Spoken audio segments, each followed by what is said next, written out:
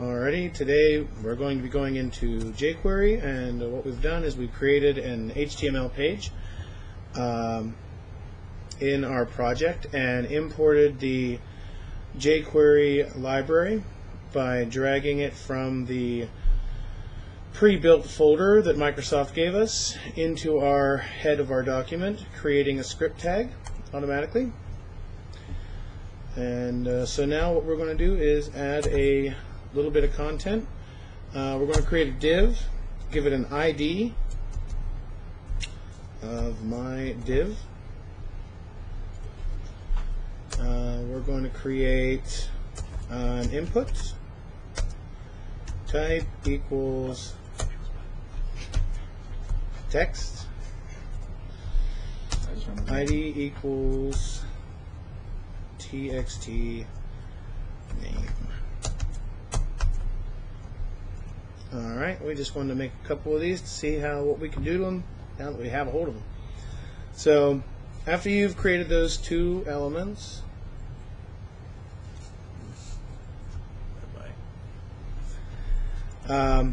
up in the head of your document, we're going to make a fresh script tag, and we'll do just like we did with our first JavaScript soiree. Is a script type equals text JavaScript, not C#.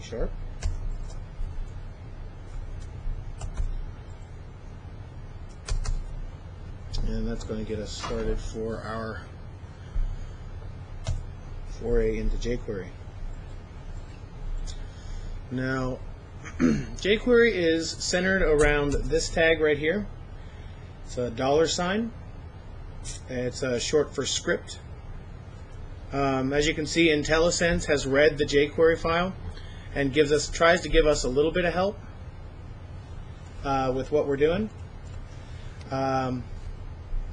jQuery uses selectors, as you can see from the tooltip that it should give you if you hit the parenthesis. So you do $, parenthesis, and then you pass in a selector. And if you remember from our CSS, it uses those selectors. So if I want to grab a hold of my div, I would do #my div, and then close that and close my parentheses. This constitutes a jQuery selector. What that will do is that will activate jQuery with this character here and pass to it a string that is #myDiv. And what that will do is jQuery will use the same selectors that CSS uses to grab a hold of this element on my page. So we're going to utilize one of jQuery's methods and actually change something about the div so that we can see it in action. So we're going to use the CSS method. And one way of using that is by doing .css, open parenthesis, your first value is what style you want to change. So we'll do background dash color, and as you can see, this looks just like we're passing it in CSS. Then you do a comma to pass in a second variable, which is going to be the value. That's a string type. So we're going to change that to red.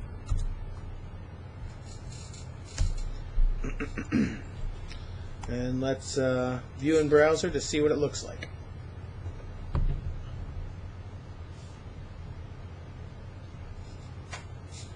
It looks like Firefox is updating. Hey Sam, how would you open up the file to begin with? The HTML file or the To start everything. oh, your website. So you would go to open website. And then you go to where you have saved.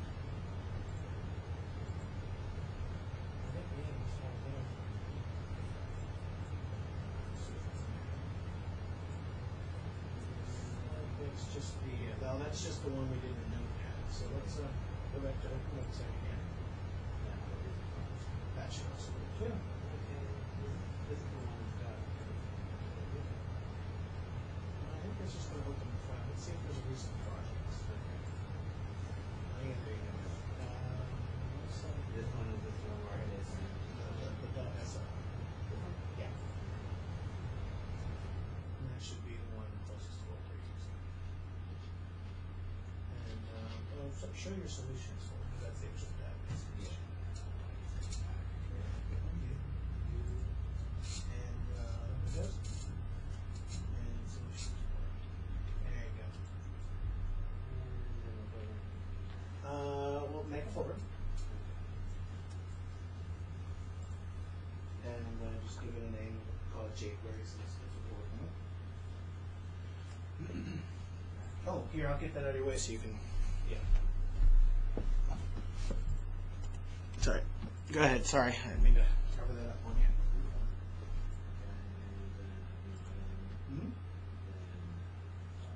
HTML page. It's down here. There we go. Okay. And we call it jQuery. Yeah, yeah. You can call it whatever you like, but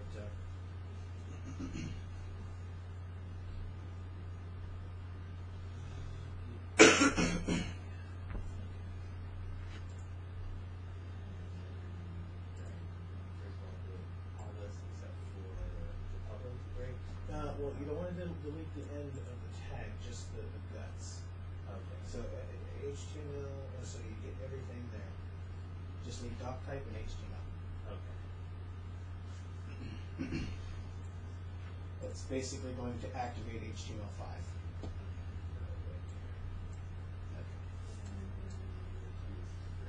And it's the 1.4. The middle. Just drag it into your head. And then just copy the, What you got? yep, what I got there.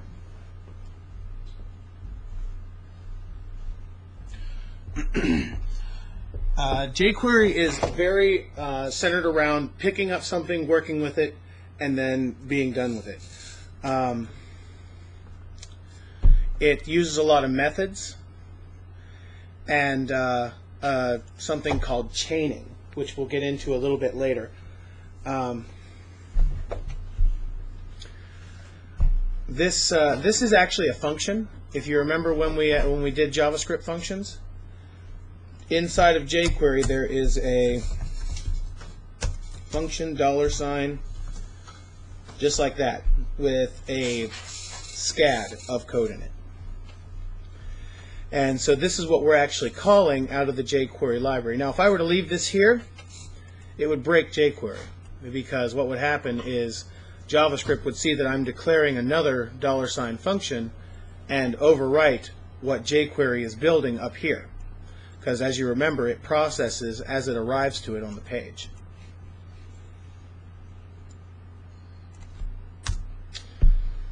So I'm going to click done on that, and I'm going to move this over so you guys can still see what's kind of going on here.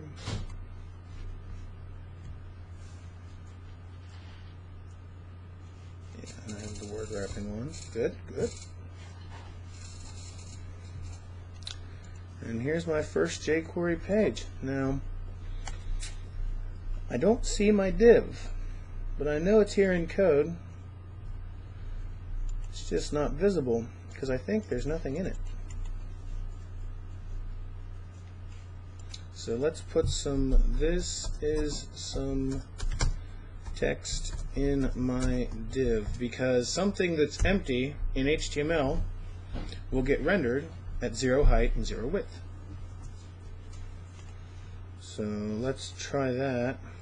Alright, so it doesn't look like it's actually grabbing a hold of anything, and I think that's because the document is not ready.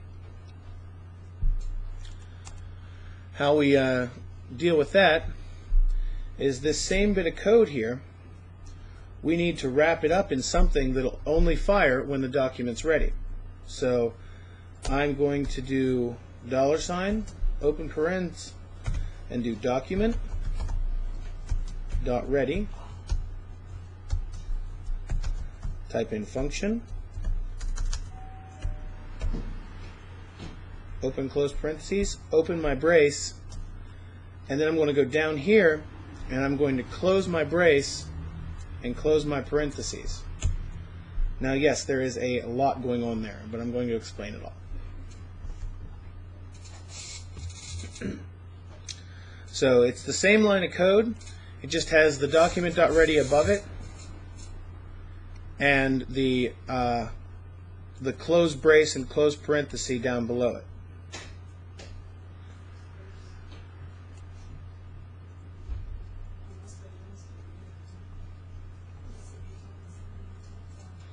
So what that forms is a code block. This would be the code block that executes when the page becomes ready for scripting, which means it's told JavaScript that, hey, you can start to do anything you need to do. I'm done rendering. The ready has to be before the action, though, right? Or could you put it anywhere in the script? Yes. Well, I'm going to explain what all's going on once we have once everybody's caught up with typing it out, because there's a lot of syntax in typing here. Do you need me to make the do you? You can make it just a wheel. Man can read my mind.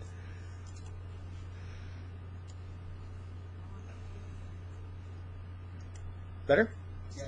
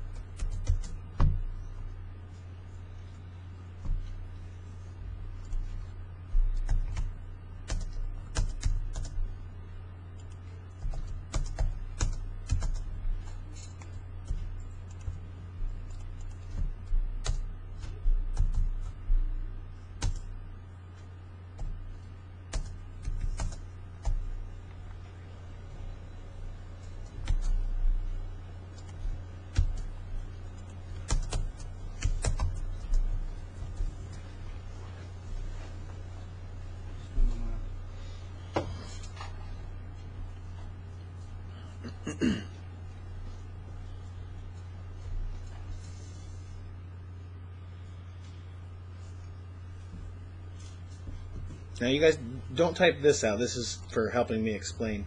Do you guys get all this?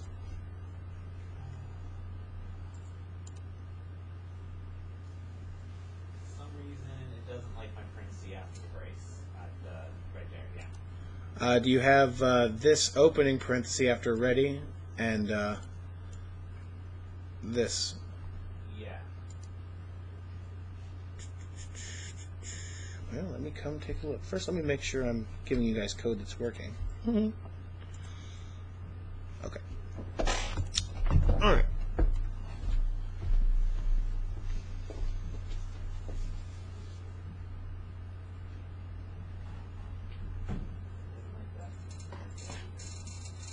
You're right as rain. It might be throwing an error because it's just JavaScript IntelliSense hasn't caught up, but you're golden. Okay, you're good to go. You need your parentheses. It needs to be parentheses, no brace. document has to be lowercase.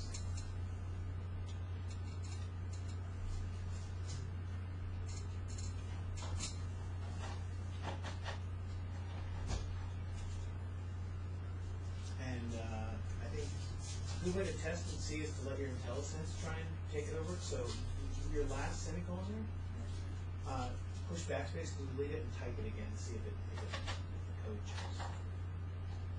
No, just there you go. And when it jumps like that and formats, that means your syntax is good and jQuery and Visual Studio can actually process it. All right, you guys should be able to see the same thing I seen when I went to the page, and that's you should have some red text and a div here. Now, to explain to you a little bit of what's going on, and I agree, there's a ton. If you guys remember the document.getElementById method that we discussed the first time we went through JavaScript, as you can see here, jQuery does use that. You remember function calls. So if this $sign is a function in jQuery, I'm passing it the document. And just like getElementById is a method or a function of document, .ready is a function of the $sign that I've passed in the document. And what's actually, so in essence, if I were to not pass anything there, that's all you'd see. But what I'm passing it in is what's called an anonymous function, which all that is a function without a name. It's anonymous. So now this wouldn't fly sitting up there in the global of JavaScript, because it would get created, but it wouldn't be able to use it because it has no name. So it has to be used the moment it's actually created. Otherwise, I think JavaScript throws an error when it actually hits something like this. So I'm using this anonymous function that I've passed into the .ready method, and I'm just going through this so you guys kind of get an understanding of what it is. If you don't quite get it, don't worry. As long as you copy it exactly like this, and know that if you use this bit of code right here, anything you do inside of the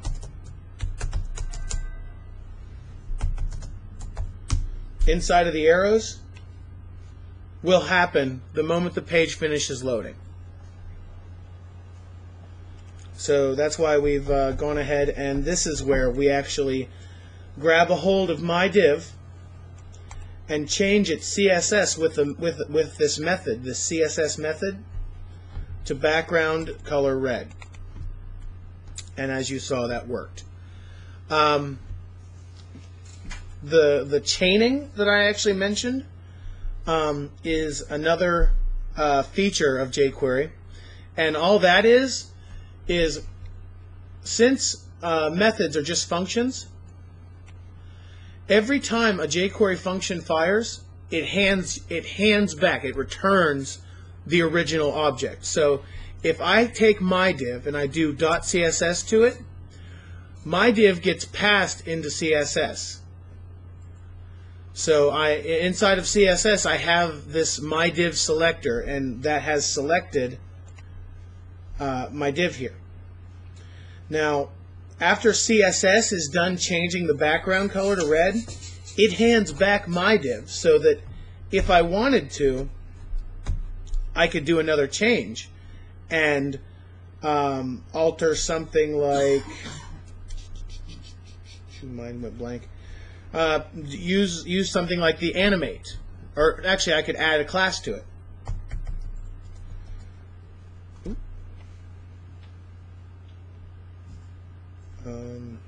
Yes. Oh, actually, you know what? We'll change the text, and I could change the text.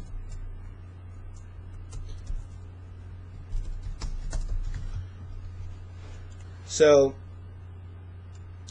I could start with my selector and I could do everything that I could possibly want to do to it in one line of code.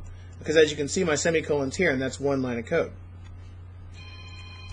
Because of the way JavaScript works, if I find that big long line of text is hard to read, I can hit enter after or just before my dots, and JavaScript wouldn't break. This is not true in Visual Studio or in Visual Basic. Visual Basic's very particular about where you put your line breaks, but because JavaScript uses that to differentiate that the end of the line has happened, the semicolon, you can actually lay out your code however you'd like. That's why if you look at in your solution, well, you don't have to look, but I can show you. There's 3 actual documents here. One is the jQuery 1.41 minimized, and one is the regular jQuery library. Now, this jQuery library, as you can see, is a whole bunch of definitions of functions and things that jQuery can do. Now, you don't have to read this to understand what jQuery does. I'm going to show you where the documentation is here in a second. But because of how JavaScript handles line breaks and the layout of the code, this garble of text you see right here is actually doing exactly the same thing as this perfectly readable, well laid out version. And that's because JavaScript doesn't care what it's working with. It just cares that you end lines like that and that everything follows a concise structure. The reason people use minimized versions, the .min, the reason they use these minimized versions is because it's less data actually traveling across the wire. So if you ever see a min, meaning the file name will have .min in it, version of a JavaScript library, know that there's probably an easier to read version of that library out, but it's not going to load as fast as the minimized version. Just so you guys know that those are actually the same files that you're working with in this list. I'm not just showing you one of them and not showing you the other. I'm showing you the same one. Now, let's take a look at our chained function that we did here, actually executing in our browser after we click save.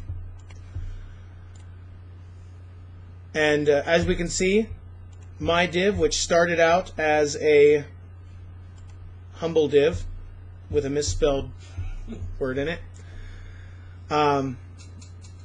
no styling to it whatsoever, has gotten the background color red, and its text, the text inside of it has been changed to "This is new." Now, how in the world do you get to know what all the things you can do with jQuery are? Well, there is an awesome website, as you can see I visit it often, called jQuery.com. And if you guys go there and you plan on actually playing around with jQuery, I would recommend going to this site and favoriting it in the documentation section, because that will there's a handy little thing, as soon as I can find it, right here in the Getting Started section called Tutorials, where you can actually see walkthroughs on how some of the advanced parts of jQuery work.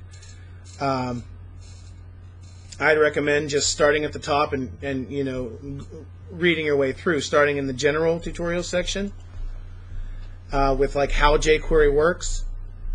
To get to it, you just click on documentation up at the top.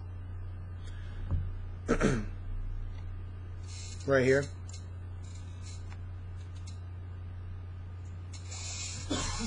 And there's tutorials and everything, and there's not a single thing that you will see on today's internet that you cannot reproduce easier or hasn't already been produced with jQuery, like menus, for instance, or accordion menus. Like, all I have to do in Google is do an accordion menu, jQuery. And as you can see, the very first link is actually part of the jQuery site. And they have a working example of an accordion menu with source that I can look at. This is everything right there. That is all of the JavaScript it took to make this happen when you're using the jQuery library. This is the actual content. As you can see, it's just H3 tags and divs. H3 tags and divs. Everything's sectioned out real nice. And the accordion menu takes care of the rest. And here on the side they have different examples of how it's used, changing icons, things like that. Sortable versions, which you can actually move the sections around in. Looks like filling space. Oh, you can resize the outer container in this particular example. Whole bunch of different things, and there's even more over here you can actually play with. So it's sort of like an a la carte UI shop. So if you want particular buttons or things like that, they have pre-styled special buttons that do just a little bit more than what your default buttons coming out of a browser will actually do. And you don't have to go through all of the difficulty of creating them from scratch. A lot of copy and paste code. But yeah, that's the jQuery site. We're just going to touch on a few things. Nothing quite as we're not going to be building anything quite as advanced as a accordion menu today.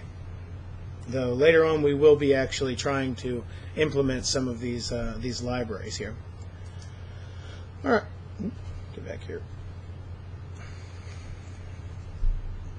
All right, so I did this down here to sort of show you this selector right here is the same as doing document.getElementById, which is what we worked with before. So if I were to run these 2 bits of code and actually tested that A is equal to B, I would get a true back on that because A is exactly the same thing. Another handy thing about jQuery when working with sites is using the Firebug console, and I know it's a little hard to see here, but if you're in Firebug and you click on the console tab, which is the first tab there, you get a little console that has a bar that you can actually type code into. So if I were to type in my div, keeping in mind that it is case sensitive and syntax sensitive, and hit enter on that, then it would give me back what jQuery would return. So in this little array down here. So as you can see, if I hover over it in Firefox, it flashes the icon, or it darkens the whatever I've tried to select. I could pass in any CSS selector actually. Say I passed in star, which is every element on the page. It would return to me in an array every single element on the page, the visible ones and the invisible ones. So here I have my HTML tags, my head, title, scripts, which we all can't see, scripts, style tags, a body tag, the div here, and the input. And they're all they're represented in Firebug as the CSS selector for that, the ID selector, or the most specific selector that you can actually get. That's kind of a primer on using Firebug with jQuery, because I could actually write an entire function in here before I'd actually went and dug through my page to try and do something if I had an active page. Alright, so we've kind of fiddled around with my div. Let's actually create a form and validate our data with it, with some of jQuery That way we don't have to worry about posting things to the server that are invalid. So we're going to change our myDiv to a title, and we'll call it customer entry. We're going to use our input that we typed earlier, and we're actually going to copy that on a few new lines, save ourselves some coding time. And in the ID fields, we're actually going to change those because they're going to default to text 1, 2, and 3 as they did in mine. We're going to actually change that, so we're going to do txt name, txt last name, txt street address,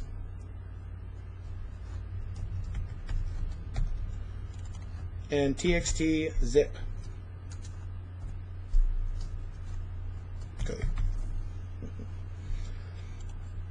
And also, for the sake of my users, before these inputs, I'm going to just put some text in before them so that they know what I'm trying to represent with these fields.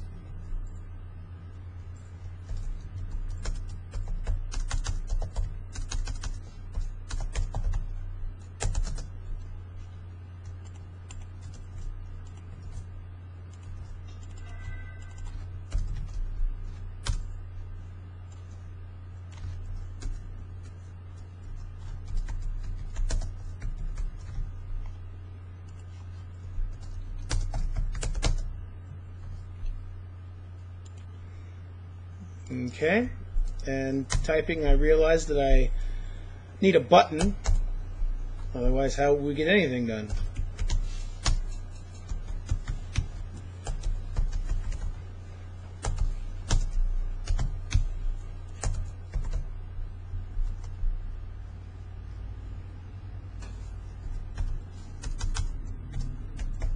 And I'm just going to name that button BTN Submit. Particularly your bottom. A lot of code that renames. Oh, that changes my stuff up here?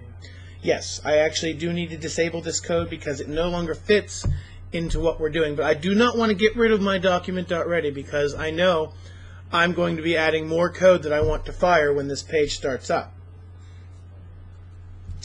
Sort of like this is our setup section right here. So we're just going to comment out our code there, because a good programmer is also a pack rat.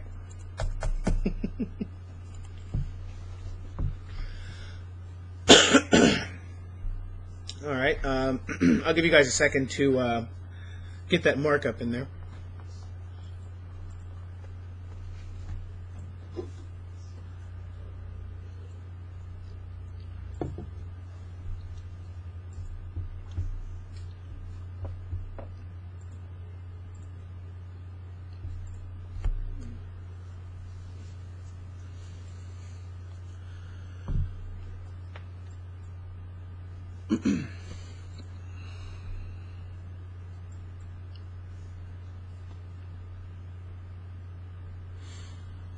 Okay, let's take a look at things, make sure that I'm going in the right direction here.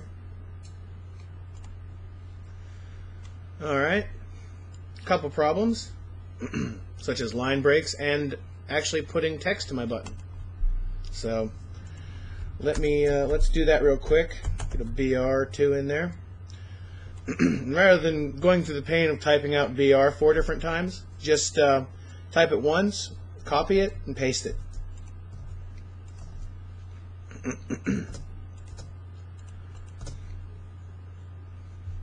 And we're going to add a value attribute to our button to add new customer.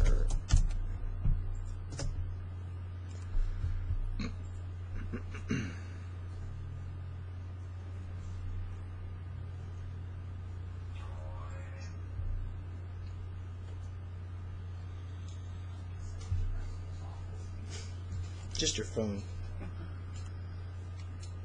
Alright, and what that's given me is a unstyled form with all of my appropriate information that I want to capture for this particular customer entry. Now, one thing that you may notice from our markup is even though we're creating something that's obviously going to capture information, there's no form tag. Now the reason for this is because we're going to try and use AJAX to submit our information. So what we will do there is we're going to first go up and we're going to apply a click event to our button. So in our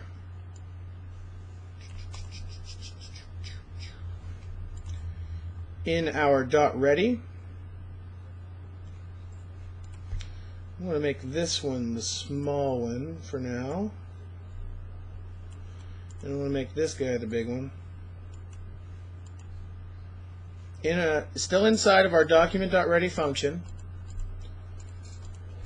we're going to first select our button, which is the jQuery tag, and then we're passing into that tag btn submit. So what this would essentially do is give us our button that we created down there, and we're going to do .click, and passed into that function, as you can see from the IntelliSense, is a function. So we're going to need that anonymous function call again. And it's always best to type all of your markup, like the parentheses and braces, first, rather than planning on opening a function brace here, typing a bunch of code, and then having to remember to type a function brace and a parenthesis at the end. It's just a lot easier for you in the long run. Passing in everything empty like this allows you to see the structure, the outermost structure, and then you can hit enter a couple times and just build inside of it rather than have to build it around the code that you've created. So what we've done here is we've selected our button, and attaching to the click event is going to be a function that will fire when we click it. So first and foremost, we want to actually validate in this function that fires when we click. So we're going to create variables for our various pieces of information. So we will create first, last, street, and zip. Always remembering to close our line with a semicolon.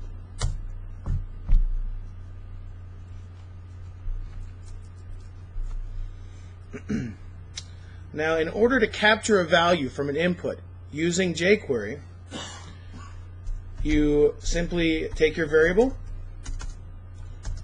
equals jQuery function call and pass in the selector of your input. For the case of the first name, it's going to be hash txt name with a capital N. And then you do .val, short for value, and then an open close parentheses, because value, even though we're pulling a property, val is a function in jQuery. So what that will do is that will give us our value out of first name. And I can illustrate this as such with a simple alert of what's in the first variable. So I'll pull the code back in a second. I just want to show you guys this in action. Alright, I go over to my form. And here's another interesting feature of Firebug. If I click on the script panel, which is the fourth tab over, If it's disabled, it'll give you an option to enable it. You want to enable it. That'll bring you up a copy of the code that's on your page. Now, obviously, I need to refresh because I don't see the code I just typed, so let me do that. Now, I see I have my btn submit.click with a function. Inside of that function, I want to know exactly what's going on as it's happening. So you can't really see this on my screen here. I'll move it over actually so you can. If I click on the number of the line where I'm doing var /street and zip, I can put a little recording symbol there, which is called a breakpoint. What that will do is, say I type something in here. When I click Add New Customer and the browser tries to execute that code, when Firebug notices that there's a breakpoint, it stops the code at exactly that point, giving me complete access to what's being processed as the browser's processing it. And I can control how it moves through that code using these controls. There's a play button to obviously continue the execution of the script.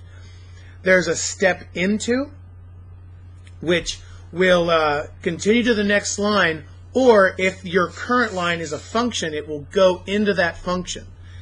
There's a step over, which does a similar thing, except instead of going into a function, it will step over the function, not still executing it, but not taking your breakpoint into it. With jQuery, the step over is a very handy thing because jQuery itself is a function. However, you don't need to actually be in there messing with things, or actually not messing with, but rather seeing everything happening that's going on when jQuery is being used. You just want to see your code. So, as for the var section, we're going to go ahead and we're going to step over that. Where we have first, and off to the side here, I'm sorry, I forgot to mention this. There's a panel called your watch panel. And that shows every variable that you have in use. Now we've just declared /street and zip, and we see they're over here /street and zip, all of which are undefined. There's also a toString in this. You don't need to worry about those right now.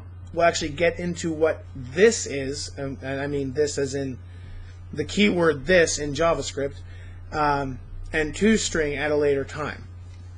For all intents and purposes, we'll click step over again to execute that line of code, and we see the jQuery function that we've called here has set Sam to my first variable. And now I'm on the line that is telling it to alert first, so I'm just going to click play because I want to actually see it finish off what it's doing. So that's one of the powerful little tricks that you have inside of Firebug.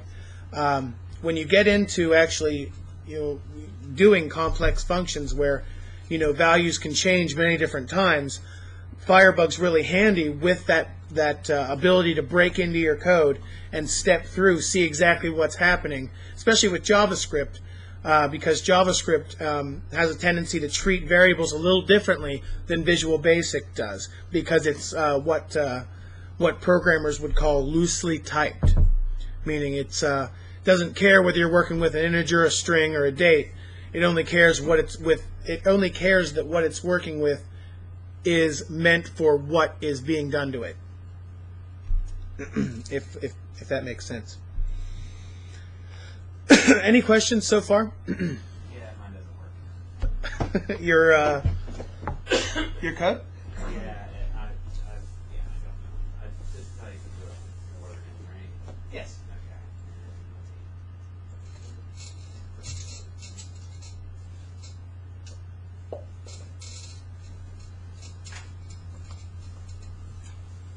Okay, so let's go into our code.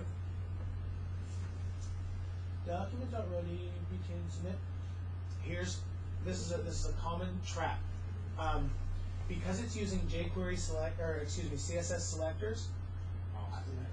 Yeah, because we're using an ID selector here, and and so basically what's happening is when this function fired and looked for btn submit without the hashtag, it was unable to find anything, so it stopped and didn't throw an error.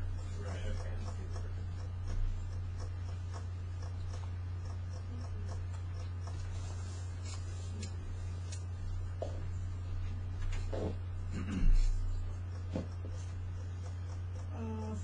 txt name.val.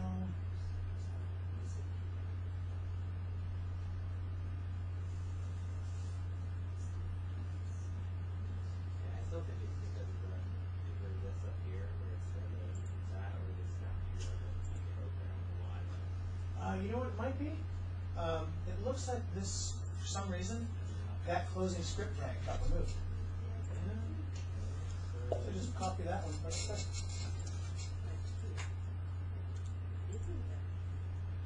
Yeah. And that's a real other line too.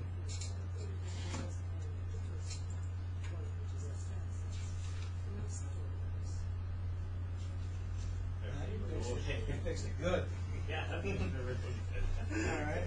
Oh, you know what you cut instead of copying. Yeah. So your script tag ate your page.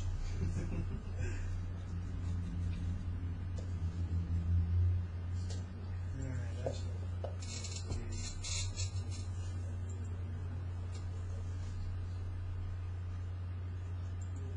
There we go. Awesome. Thank you. Look at you jumping ahead. That's actually exactly what what you guys need to do. Just basically where we've got like the first equals texting, do that for all of them. Yes, and keep in mind the IDs. If you look at your markup here, the IDs that are being shown here in your markup need to match, even case-wise, what you're using here, because CSS is case sensitive. With IDs, at least.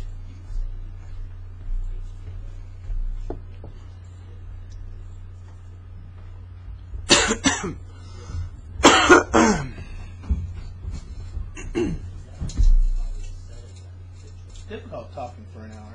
Not quitting smoking would help that out, but. Oh, you should try my job.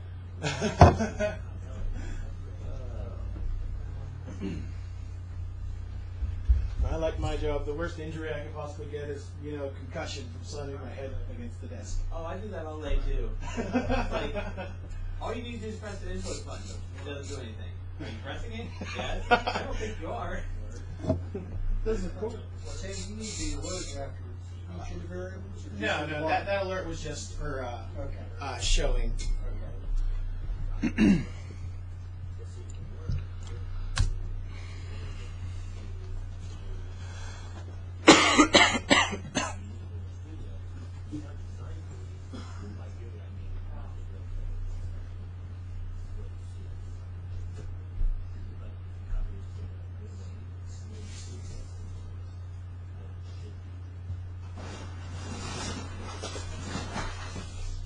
Do you guys want water or anything? Soda? I have some more. I'm good, thank you. All right. Yeah, I hate Hate to keep the keyboard I hate button. about that. One sec, Dan.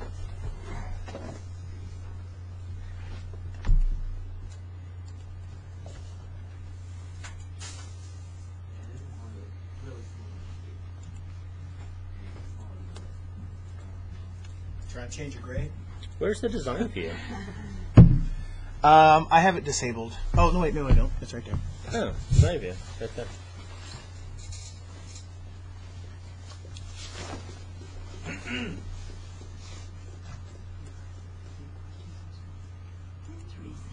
That's for downtime. Did I mess it up? No, it's fine. No. This was supposed to be somewhere else, wasn't it? No, that's exactly. Now it's messed up. Thanks. The top one should be on the JavaScript. Oh, okay. I knew something was different. That there? Yeah, that's good. Thank you. No, I was just checking, asking what the design view was. Oh, okay. We need to help Diane be able to edit our knowledge base better. I think that's one of the Because right now, she's in Qt Editor, and she sees line breaks, and then she saves it, and there's no line breaks. So, I don't know if it needs the update of the new or Qt just Editor. extra It might. line breaks. All It could kinds of very weird well. There's stuff. several places we have Qt Editor that we've only ever updated what's in the software. Oh, so let's update it first and see if it's better. Yeah, I'll ask Dustin to copy those files over. That should be all he needs to do is copy the files over. Yeah, you got that. Yeah. But it's the best one right up there. I mean, we'll just keep telling ourselves that. I think that's another reason it kind of gets pushed to the back. Because then when I do take the time to do it, it's like, are you kidding me? Caught up with you. Well, we need to find a way that works to where you want to do it. It's just a little easier. Just keep what I type. That's all I ask. No, you're asking for it to take what you type and change it to HTML and render it in a browser. Because you're not typing HTML. No. But I'm not looking at HTML either. All right. So now we need to make sure that all of our text boxes are appropriately filled out. So let's start with the first name, and we'll do if first dot length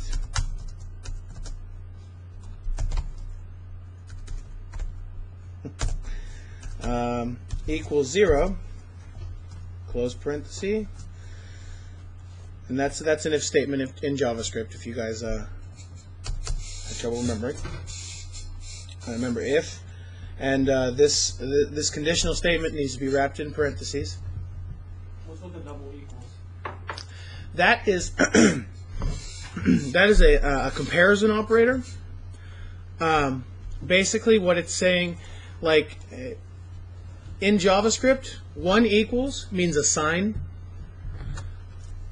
2 equals means compare value, and 3 equals actually means compare value and type.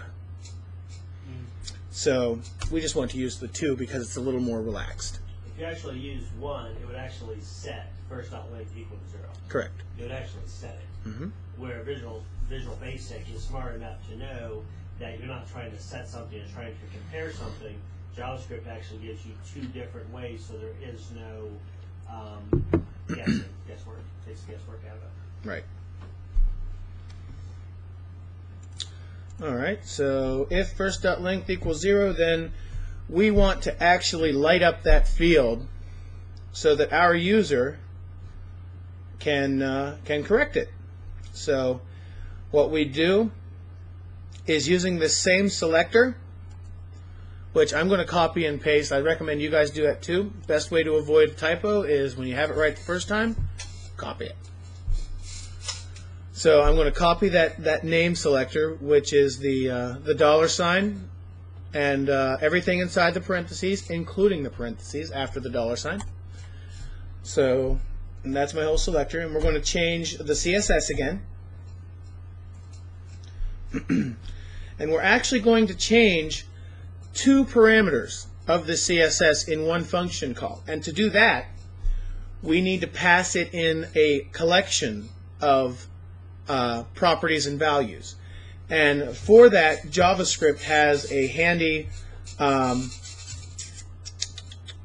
want to say markup, but I know that's not the term. But it's called JSON. And what you do is you start with 2 brackets that represents the outside of what we'll call the object. And you simply do parameter value pairs, which is something like background dash color, and that's a single string, and then a colon for what the background color is equal to. And we're going to do red. Then for an additional value, we're going to use the comma, and we're going to repeat the process. And we're going to actually change border this time. And here, let me actually lay this out so it looks a little neater. What I'm going to do is after the first brace here, where I got CSS parenthesis brace, I'm going to hit enter. And because JavaScript doesn't care about where our new lines are, we can do things like this. And that's the actual end of my line right there. And I'm going to set border equal to solid 1 pixel yellow. That sounds good. That'd be a colon, right? You're right. That should be a colon. Because I'm setting it equal to, I'm setting the border equal to that. You're right.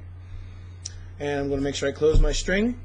And what I've done here is just like up top, I'm going to scroll off it for a second, where I just passed in a single CSS property and value to CSS, the CSS function of jQuery.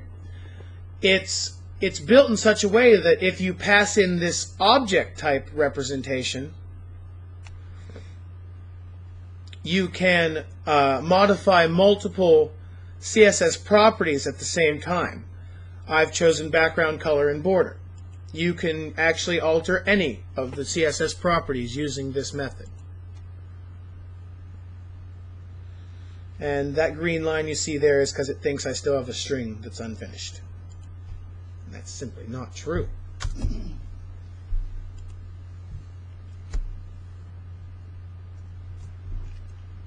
Is there a way to do that for every text box rather than specifying it on individual text boxes?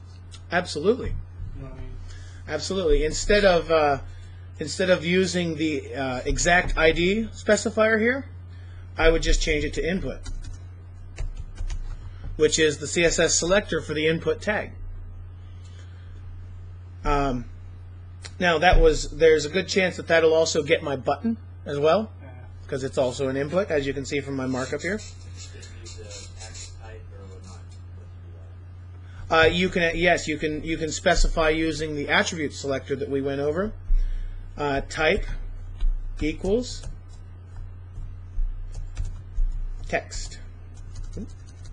And since I used on my outer parentheses, or my outer quotes are double, I have to use single quotes within. So what this has become now is this will now change every single text box to having a yellow, and I'll illustrate both ways for you guys. How would you check each one in a loop and just code the ones that are blank? You do like a for each text input type thing? Right. So if I wanted to do that, yes. But in all honesty, I would actually avoid using the click event of button submit. And what I would do there is, I can actually illustrate it for you, is outside of my button click event, I would do input. I would use my my same selector here to grab all of the inputs that are text, and do a dot. And this event is called key up, and it's the one that it fires after the user releases the key on the keyboard. You would pass in, same way with the click event, since we're working with events, is pass in an empty function at first and add stuff to it. And this is where we get into using the this keyword. Now what this represents in JavaScript is what is currently being worked with. Now the way jQuery makes things work is when I'm inside of this function here, this keyword represents the input that I'm currently working with. Now I know this will return more than one input, this whole selector, but jQuery is going to apply intelligently this key up to each one individually, making my this a valid way to access the input that's currently being worked with, and I will show you. I'm going to create a variable, and we're going to call it text, and we're going to set that equal to this wrapped in the jQuery tags. And what that will do is give me something I can work with without having to worry about typing a lot of markup. Would it be this or this dot value? It would just be this, because I'm actually That you want the whole object. I'm using this to represent my element. So I'll get a little clearer with my name, and we'll call it that. well, actually, we'll call it input, because that's exactly what it is. So I would do my if statement just the same as down here. If txt input dot val dot length equals 0, then I'm just going to copy this CSS function call here because it's a little easier to do. Then I would do txt input dot, just one of them, dot CSS background color red, border is solid 1 pixel yellow. I'm going to actually take this this stuff out. Actually, I'm going to leave it because it won't fire unless I click anything. So you just put it in the loop, so as you do each one, if you don't do it right, it would. Right, because I'm using keyup, it's going to evaluate this function every single time I lift up my finger from a key. So if I go to the page after implementing this, since I see in my from my console that I'm not throwing any errors, means I typed everything well. I'm going to click into the field, and I'm just going to start typing. So as you can see, I can type in here and nothing's going wrong. But the moment I get inside that if, it'll turn it red. So if you start typing and if you leave it blank, it stays red. Right. So say I go into the last name. If I were to hit Control and hold it in, nothing happens. But the moment I release Control, key up fires. Same thing as if I were in this field and I hit Tab. Does it make more sense to do on click than on key up for something like this? Because it wouldn't catch the ones that you never edited. Key up wouldn't affect the ones that were never edited. And also, if I were being a careful coder, I would have an else in here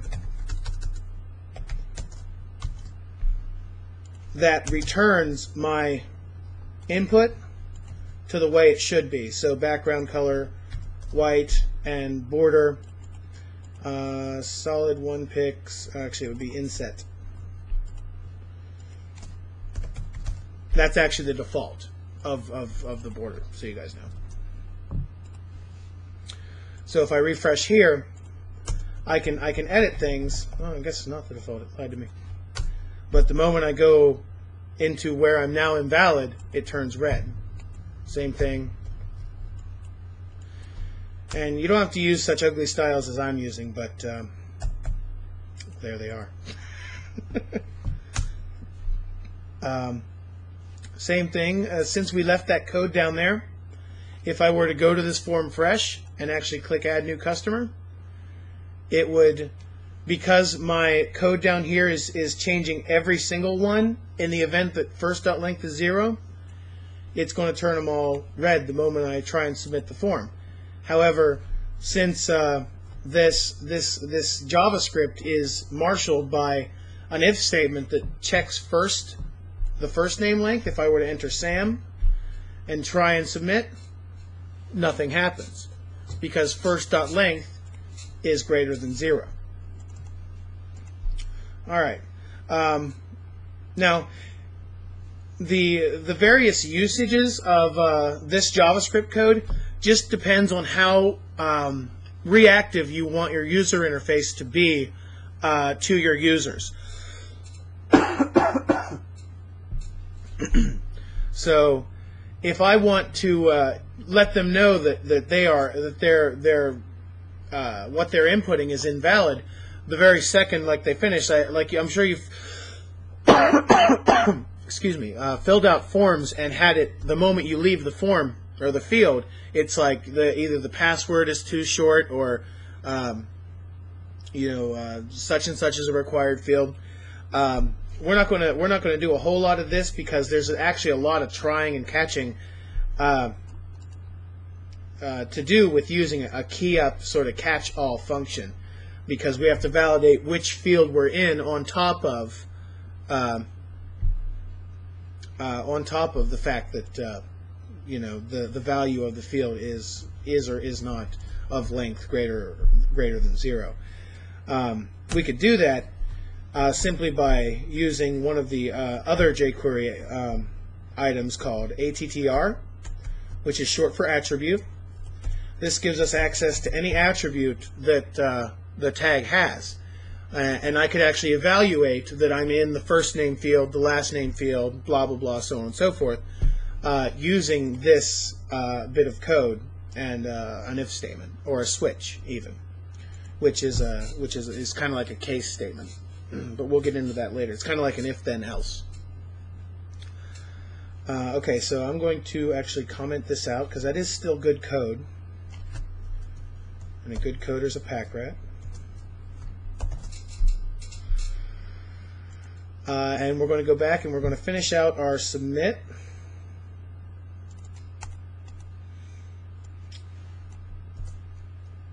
And since we don't want to change every field, we'll just set it like that. All right, we've notified this. We also, because because our user might not know exactly what we mean by what we're by turning the field red, we're going to go ahead and we're going to give them a little help and do since we have the ability to chain commands before the semicolon, we're going to do dot after, and we're actually going to pass it in HTML, and jQuery will render that to our page. So we're going to do after, and we'll use an H5, that way it isn't too big, but it's still bolded and everything. This first name is required. And we're going to make sure we close our H5 tag. So all you can see here is I've just chained a dot after on our CSS function call. And what the after function in jQuery does is takes whatever either jQuery selector or HTML that you've passed in, and it actually looks, when it's passed into jQuery, it actually looks for these tags, and when it sees these tags, it's like, okay, they're giving me HTML, I need to make it real, or make it part of the document. So it creates this HTML for you, and since we used after to do it, it's going to put it after whatever selector was used at the beginning of our chain.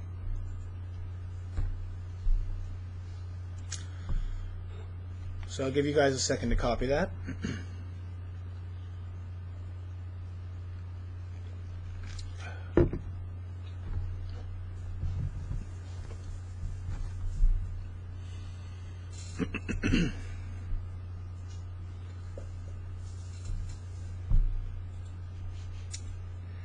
And then we'll make sure that it's actually working. So my first name's blank. I'm going to try and run it. And it looks like it worked. Now what we've ran into here is it's gone and moved our form around. Everybody got it working? Okay, here, let me let's take a gander.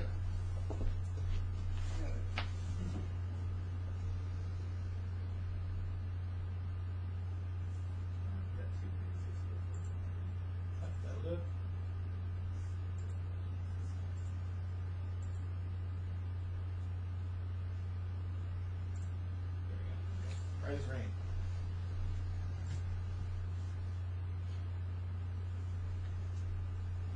Oh, you got a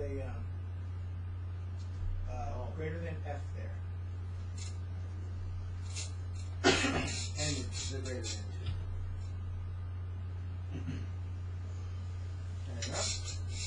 Does text name need to be capitalized in text name?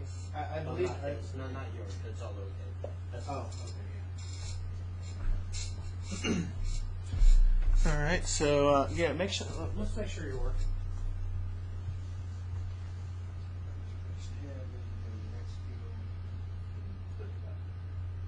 We do it on the button click. Yeah, that particular one is in submit. Did you refresh your page?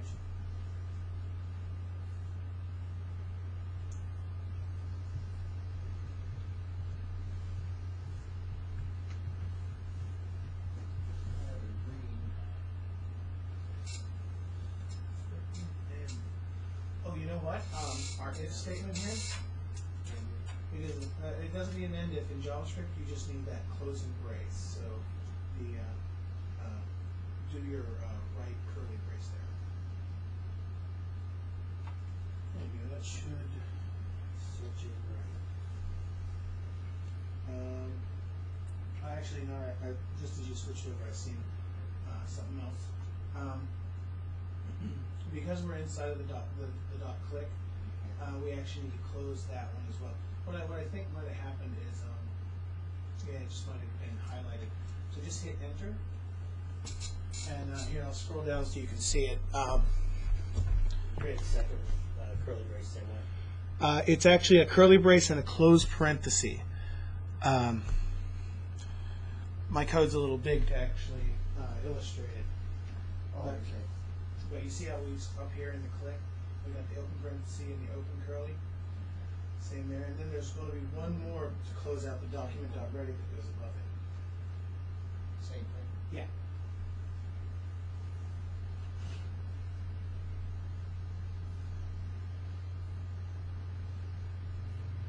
So there you go.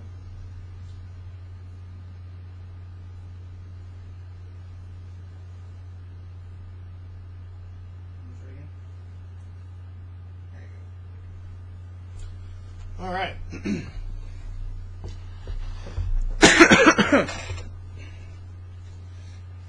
Okie dokie. Now, the reason that first name is required goes on to the next field is because of how an H tag, H1 through H6, behaves on a page. They always get their own line, and they take no prisoners.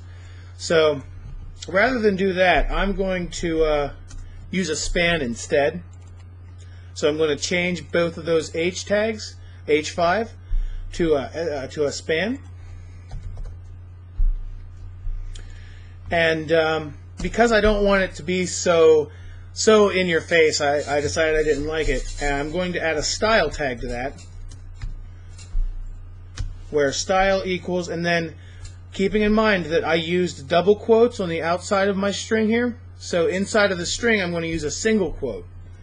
So style text dash decoration. Is it text for italics? Text decoration or font decoration? Text. Okay. Text decoration italic.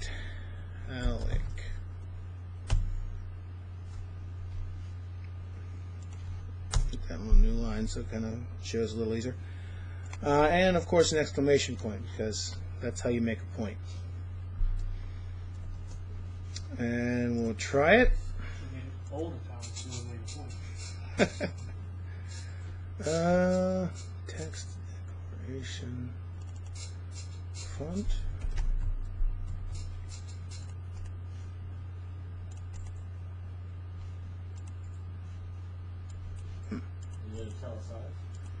It might be. You know what? I bet you it's that. And text.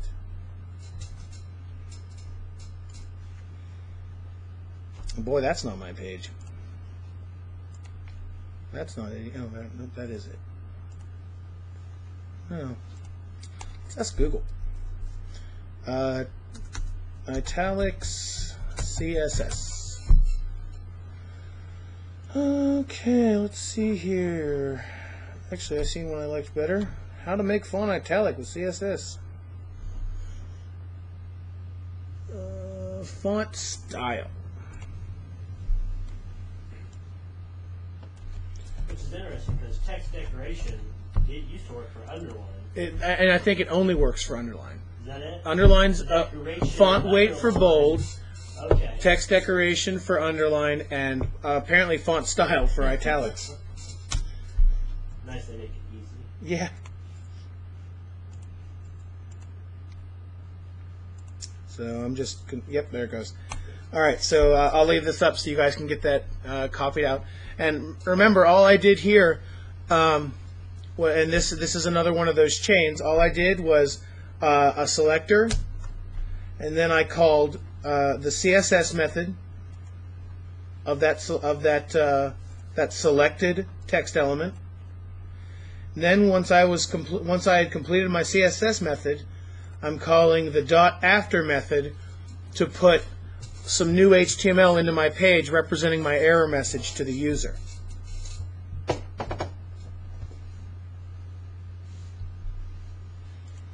If you wanted it to be below your text field, like directly below it, you put a break before. I could put a BR tag right in there.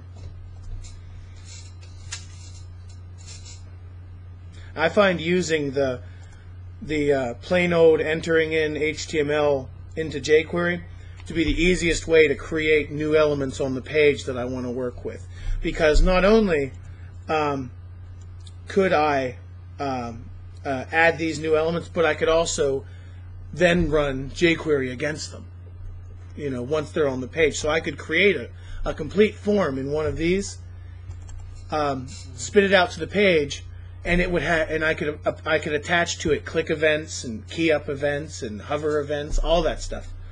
That's actually how a lot of menus work, is they create the elements right there on the fly, and then they apply all of their workings to those newly created elements.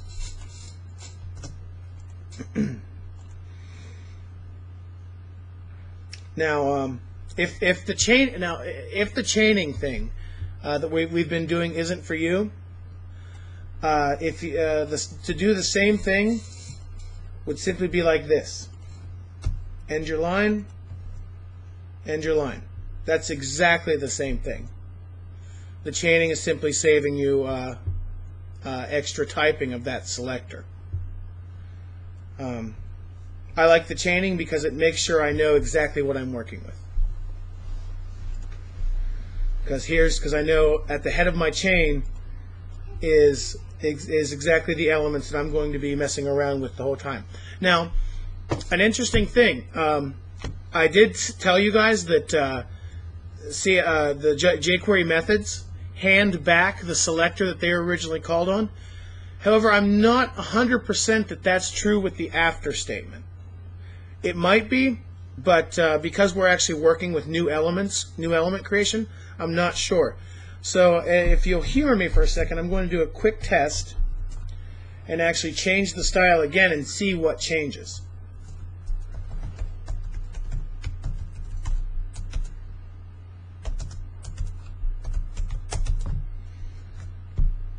So all I've done is chained one more CSS to see what elements get handed back to me out of the after method.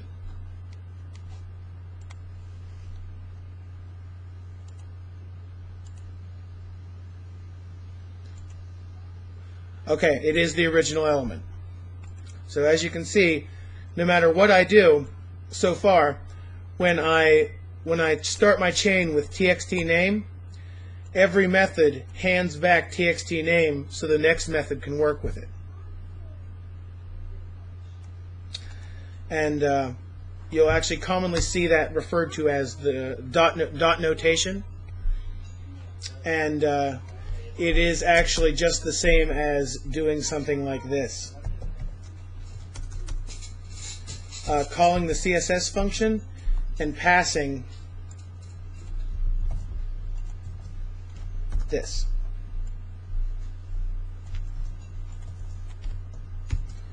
That would actually be exactly the same thing.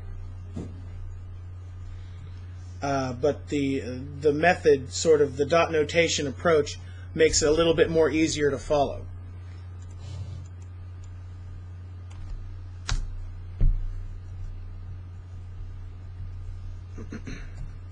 All right.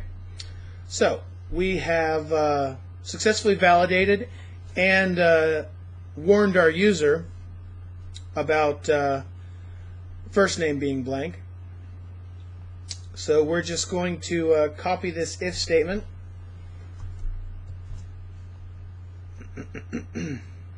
and we're going to change it for last, street address, and zip.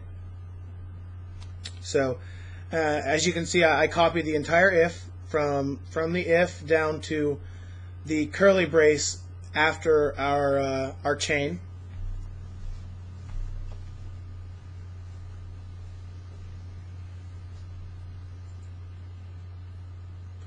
And the very next line, I just hit enter and pasted it.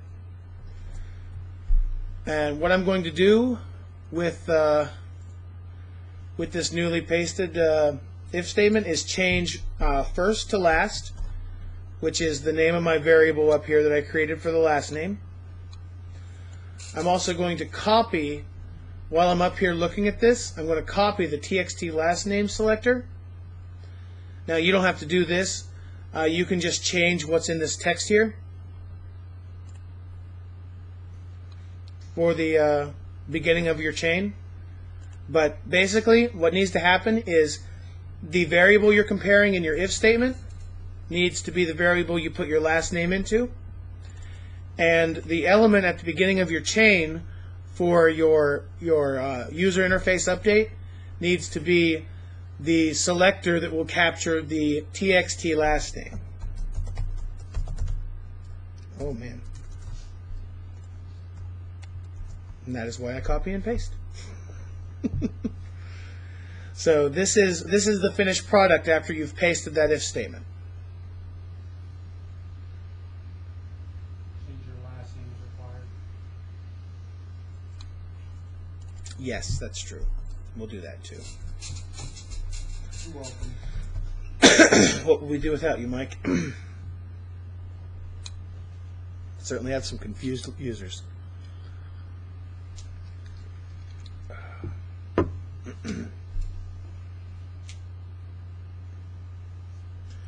Alright, and I'm actually going to continue this pattern with street and zip. So we have street, and we have txt street address, and we'll of course change our message. Keep Mike happy. So I've just changed my last name.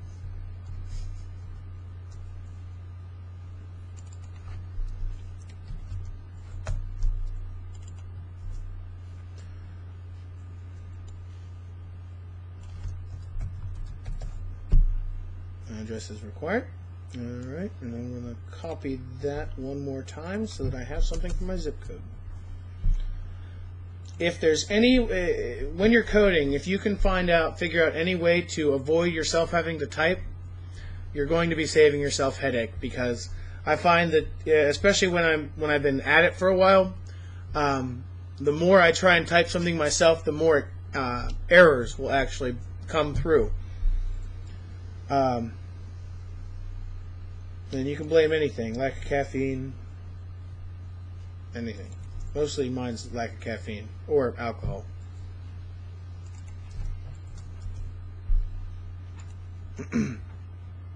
So what we've done here, I'm going to zoom out a little bit. What we've done here is we've validated our 4 fields, our 4 variables that we've set up here. So I'm just going to put a comment or 2 in here. So we're going to declare variables, set variables to appropriate field values, evaluate variable values, and notify UI if there is a problem. Length less than 1. And that's what we're doing in these 4 if statements. Once that's all said and done, we can actually get into a little bit more complicated topic. And this is called, this next one we're going to be going through, once once you guys got everything typed up there and can validate your button click, we're going to actually start working with the post.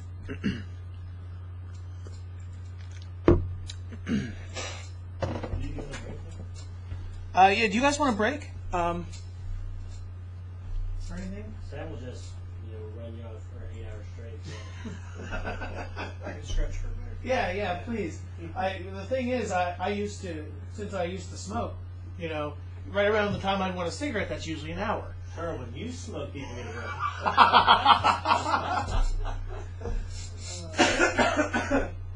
And time tends to get away from me now that I don't have that little man in the back of my head saying, "Why aren't you outside right now?" I have a question about Firebug. When you use an access database, Yeah. does that display the path in Firebug to the access database? No, since Firebug is in the browser and the browser's the front end, and since your database is typically utilized within the back end code, It doesn't display back in code. yeah, there's the cloud separation. Kind of thing, And also security, like any old, guy could walk up to your website Download and the view database. your access database. And that's not something you necessarily want. Or connect to your SQL database. Do we want to lend those out? Maybe do something. Because I don't think we have any need for them right now. Mike can't read. And if we have anyways, we don't have to. We only have to do. Ryan's actually been through that book. Actually, I think we had 3. We had 3. Ryan has one, I think. Yeah, Ryan can bring his back in. I know he's not using it. Ryan would be using it more. Who's these? Those were my notes from when I was first starting. Really? I write down the questions and answered them. That was back when I liked writing still. Yeah. So is the object to get data into the database? Yes. We're going to. After this, we're going to make a handler page specifically for our AJAX functions, and it's just going to be an ASPX page with no front end. Okay. Yeah, we're going to use .post this time, and So you're going to post it via AJAX yes, instead of. I'm not going to use the AJAX function call to make a fully blown XHTTP request. I'm just going to use the .post, which essentially is like posting to an iframe. Okay. Do we have an idea of what our next 5 classes look like? I'm kind of since these guys seem to like HTML, I'm kind of thinking leaning more towards the UI and doing AJAX with services and things like that. You haven't been here for a couple weeks. Have you already asked them what they like to learn and Well, at the beginning, play with? he kind of picked today's topic because he likes HTML. That's first come first serve. So. Yeah, HTML's good. What's the plans over the holidays?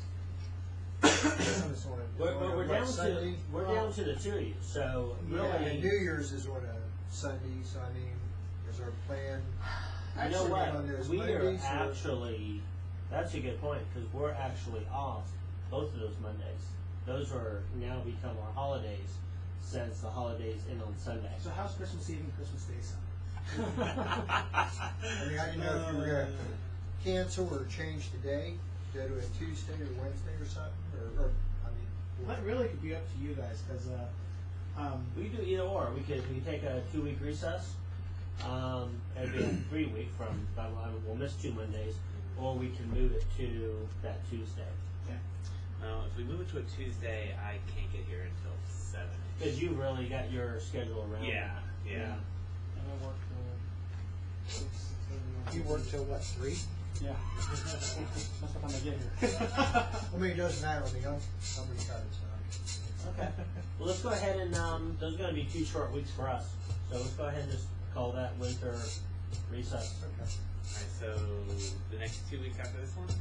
No, we How- still have Christmas? we'll still have 2 more classes. Or the 12th and the 19th. Yeah, Yeah, we'll today's have only 2 more the classes. 5th, that's right. So Christmas week and New Year's week we take off and then start again after. Yeah, the day after Okay. Christmas and the day after New Year's. Okay, that makes sense. Okay. Day after New Year's. Yeah, I need to request that day off. I don't know if I'll get it. I have the time. It's Y2K. It's very, very late. Looming case. Yeah. It's been dormancy. Now, I'm thinking, because what we got? We have 2 more classes after this one. So you picked a topic for next week? No, he picked this one. Oh, you picked this one. I wasn't Okay. sure what you were teaching. We were Okay. either going to go into more the back end .NET stuff or go into the AJAX stuff. So we get the Are you guys comfortable with saving and retrieving data from a database? Yeah. Not really. I am. Cut me deep, guys. No, I kind of. We just had the one class on it. Right. So, Yeah. So maybe the next 2 classes can target that Okay. a little bit. Well, I was kind of hoping to fold that into to what we're doing here. HTML2? Okay. Yeah. So the next 3 classes? So sort of our last group of classes are kind of like we're using everything, That'd be good. kind of seeing a whole application rather than just piecemealing icons. So after Christmas break, because here's what I don't want to do. I don't want to keep hashing out something we've already learned.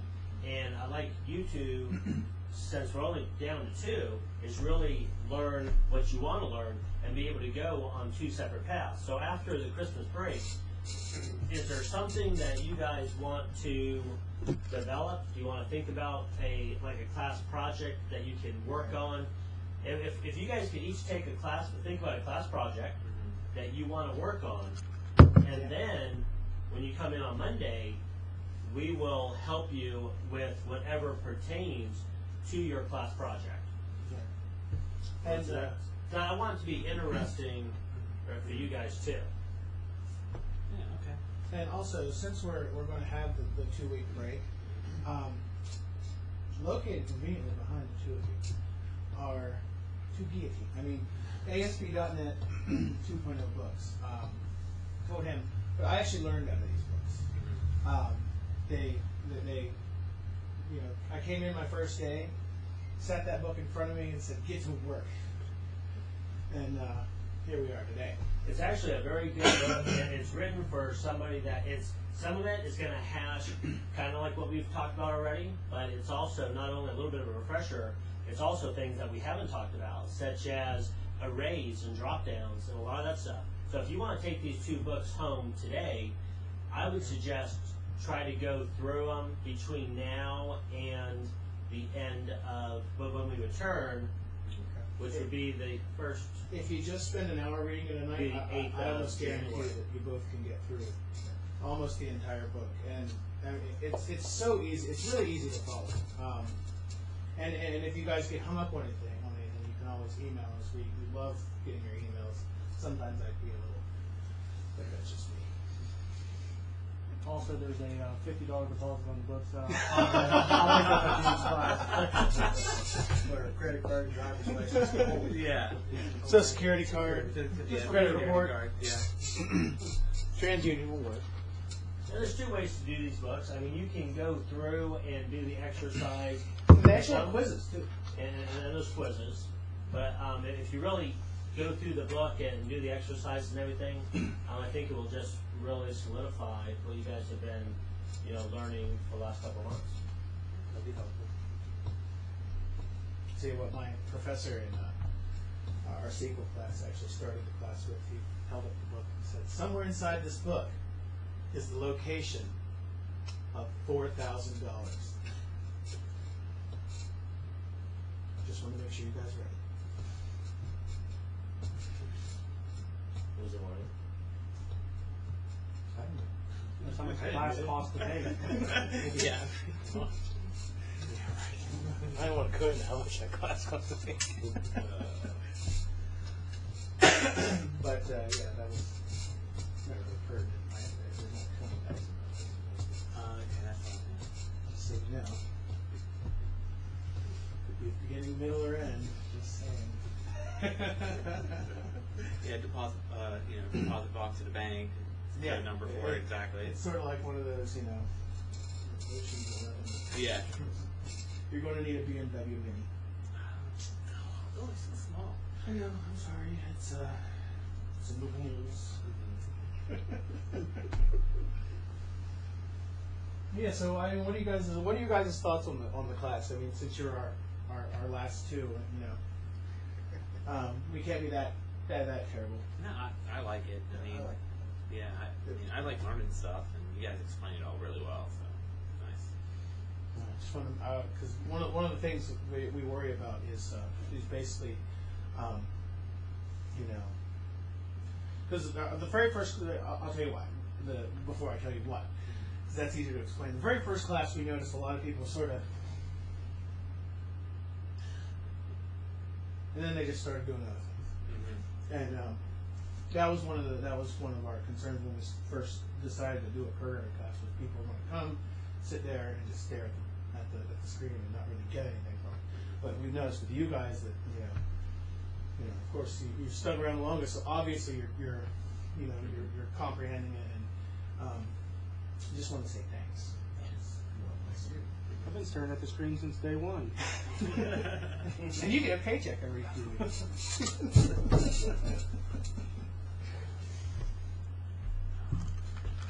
So, all right. Well, if you guys don't need to go to the bathroom or anything, I'm going to put you back to work. So how did you guys put stuff to the database the first time you taught it? You did it on the back end of the post, right?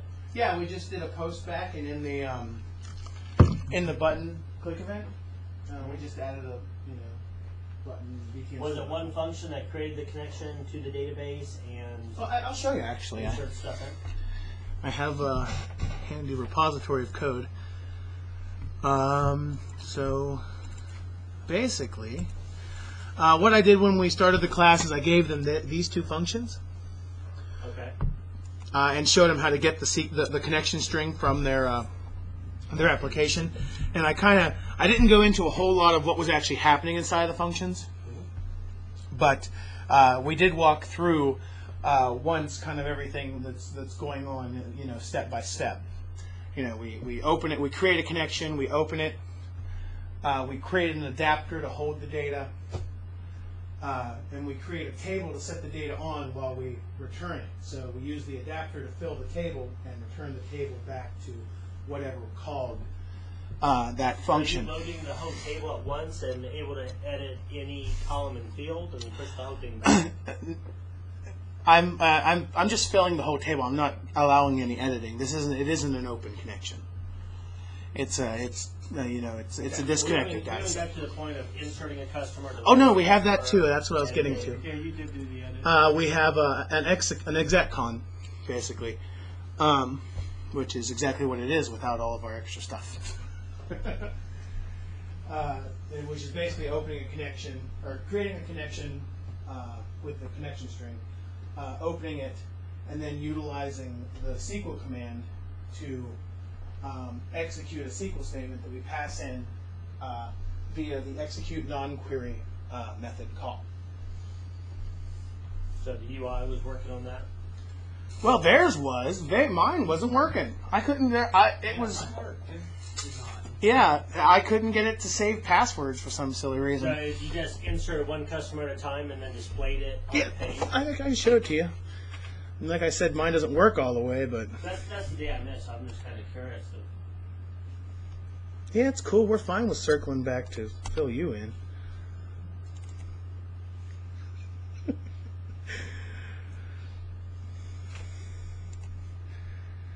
You have SQL running? Probably. Good call. Good call. Do not. Let me get a connection going here. I actually ended up having to rebuild my own SQL database because something in the security got messed up. Oh, is that why it wasn't working? No, it wasn't working. We don't know why. I still don't know why. Now? I don't know. You don't know? So Um, this time around, you create another customer form, but this time you're going to call a web service that populates the database? yes. So is it going to use the same subroutines and the same Well, functions? actually, as before? for this particular instance that we're going to be working on today, we're actually going to use a similar form post. We're just going to do in the form load. That's where we're going to actually read what came across, and just submit using the same functions. I'd say we could even use the page that we have there, but that page is actually built specifically for the .NET front end, and since this isn't a .NET front end, we kind of have to goof around, because I had them specifically make this as an HTML page. I should be able to adjust that TV to show your whole screen, shouldn't I? I think it actually needs to come from my side. Yeah, my database is just angry. Okay, I don't want to hold you up. I was just curious. Well, I'd be held up by this anyway, so if it's going to happen, it might as well happen now. Yeah, he can actually show you what we came up with. Oh, okay. So you just type in the stuff, save, and then you got a table below. Mm-hmm. Oh, you could update it. Yeah. Really? Okay. Yeah. Go ahead and click on one. Show.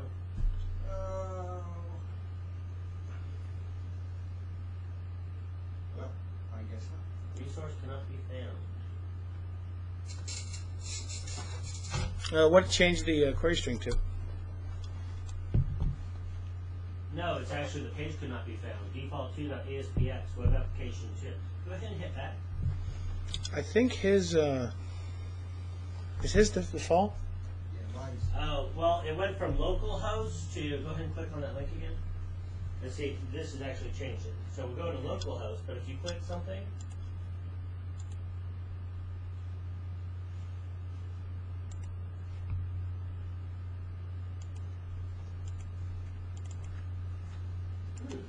take out that question ID equals 1 up there.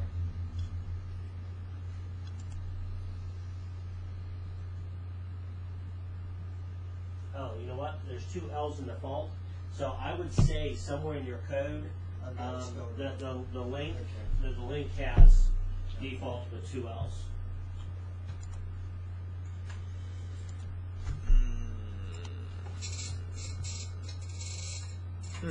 Take that.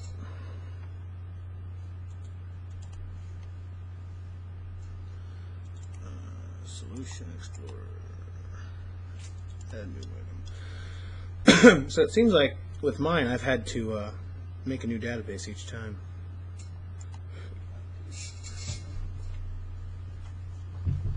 If it's going to work at all.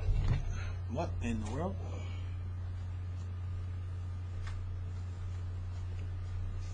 Oh, that's on the TV. Yeah. I was like, huh?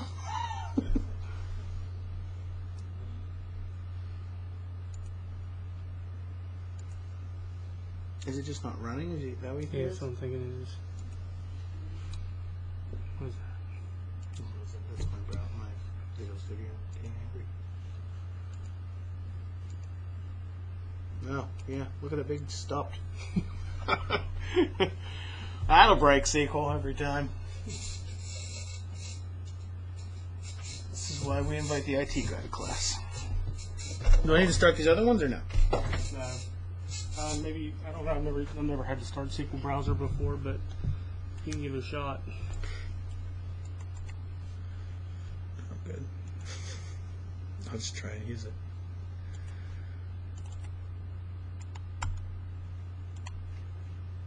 Oh, come on now. So I can move it side to side. I just need to, how can I can move it up and down. I honestly think, oh, thank you, Mike, you're the best. No, there should be a way to bring it in. Well, I think it's mine, because mine's a different aspect ratio than that TV.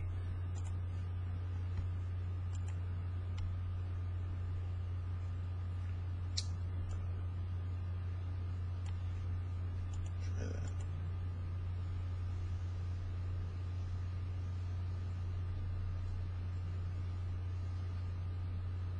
No, let's move it over some.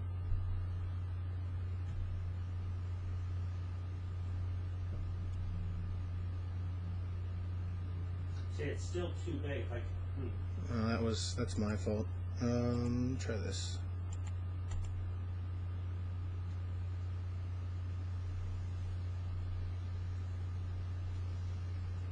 There you go. That's showing everything. You guys got it all. I could probably move it back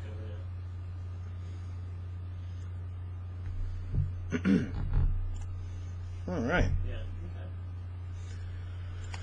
Yeah. Okay, now let's go here, and we, thanks to Mike, we managed to get connected to our database. Yay, data.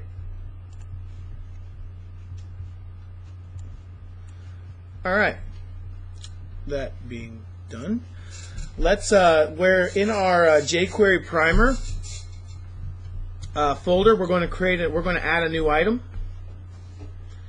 and this is going to be to catch our values. So let's add new item, and we want to go up here to web form. This is going to be a web form because we actually want to interact with the server, and we're going to call it new. Well, we're just going to call this AJAX handler. .aspx.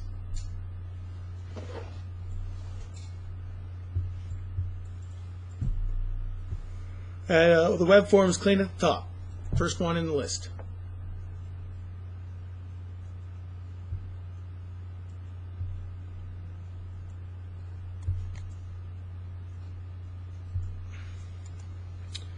And oop, hit a problem there. If hit cancel on the select master page, if you clicked add, and uncheck it, because we do not need to select a master page in this one. And then click add again, and that should bring you up a page. All right. I'm going to do the same thing I did in my HTML page, and that is remove everything but doc type and HTML from the front, from the top. Leave this stuff right here. Just in the doc type tag is where we want to fiddle around with stuff. Or the actually, excuse me. That no, that's the doc type tag. Being awful. Okay, so we have our form. We don't need to worry too much about the front end. So we're going to right click our white space and click View Code. And that's going to give us our back end code where we can actually build our handler. I'm just going to close the front end, that way it doesn't get in the way. And we want to go in our first object drop-down and select Page Events. And in our event drop-down, we want to select the Load event. So we're going to have a function here that fires when the page loads.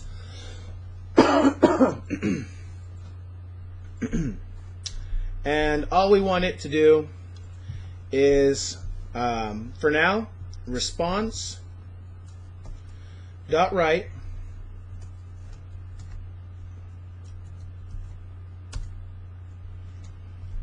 communicating correctly. I was checking my spelling. And this is so that once we get all connected, we know that our did I spell that right? You got T incorrect. Yeah. That I didn't like that one. We're just communicating correctly. You were just checking the first one. That's right. I was only checking the first word.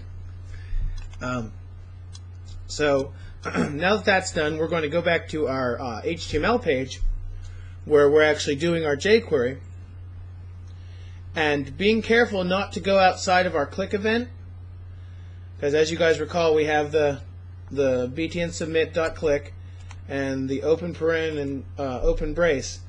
That corresponds to this open close brace and close paren. So we want to hit enter a couple times before that. That way we don't accidentally click into it. Get it out of the way. And what we're going to do here now, I'm not 100. I haven't used post a whole lot, so I'm not 100% certain this is going to work without a form. So we may be adding a form tag, but we're going to try it. Well, you're not actually posting the form. You're using the AJAX to gather data and ship it to another Correct. URL address, right? Well, I was just going to do a .post to use AJAX to post it.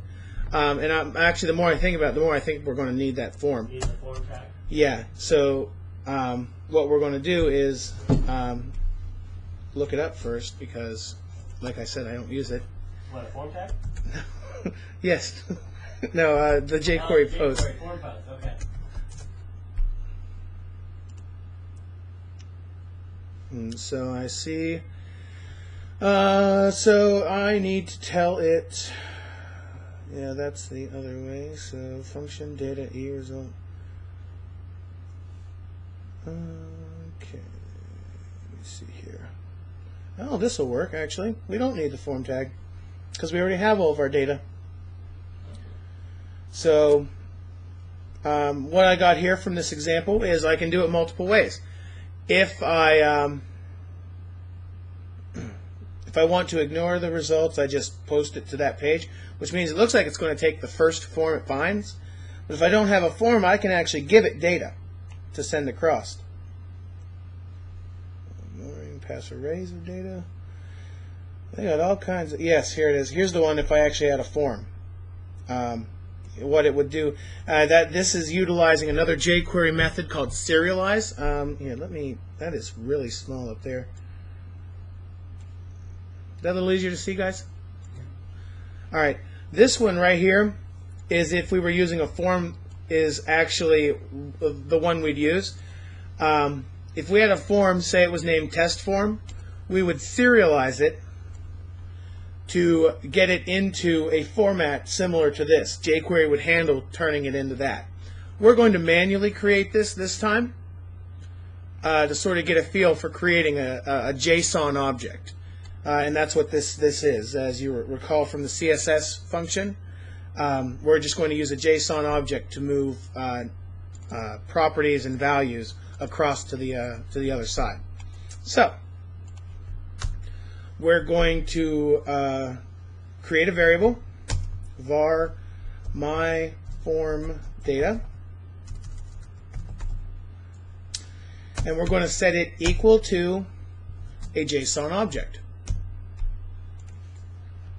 Inside of this JSON object, we're going to have first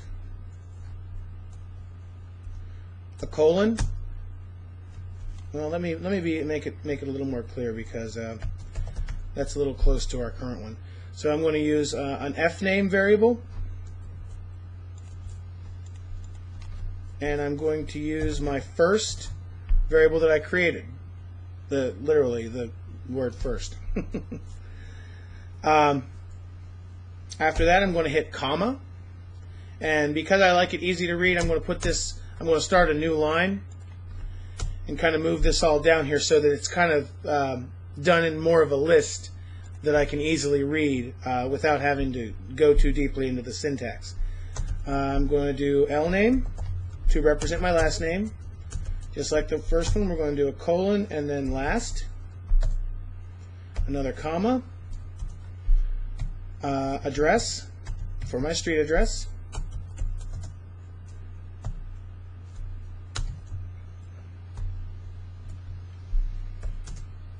and finally, what was the last one we did? Zip.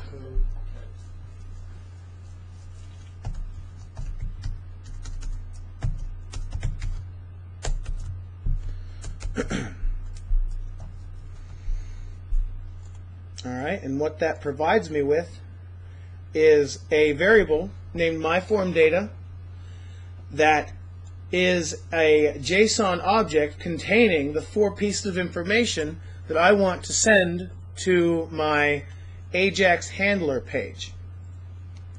So now I want to, after I have all this little data structure created, I want to send it out. So I'm going to do $. I don't need to pass it anything because I'm using one of the base functions. So I'm just going to hit dot post. Post is one of the base functions. I'm going to open parentheses. I'm going to pass in a string to represent my page that I'm going to be posting to, which is AJAX handler .aspx. Close my string there. And as you can see, I need to put in my data according to the IntelliSense there, which I've already mapped to my form data.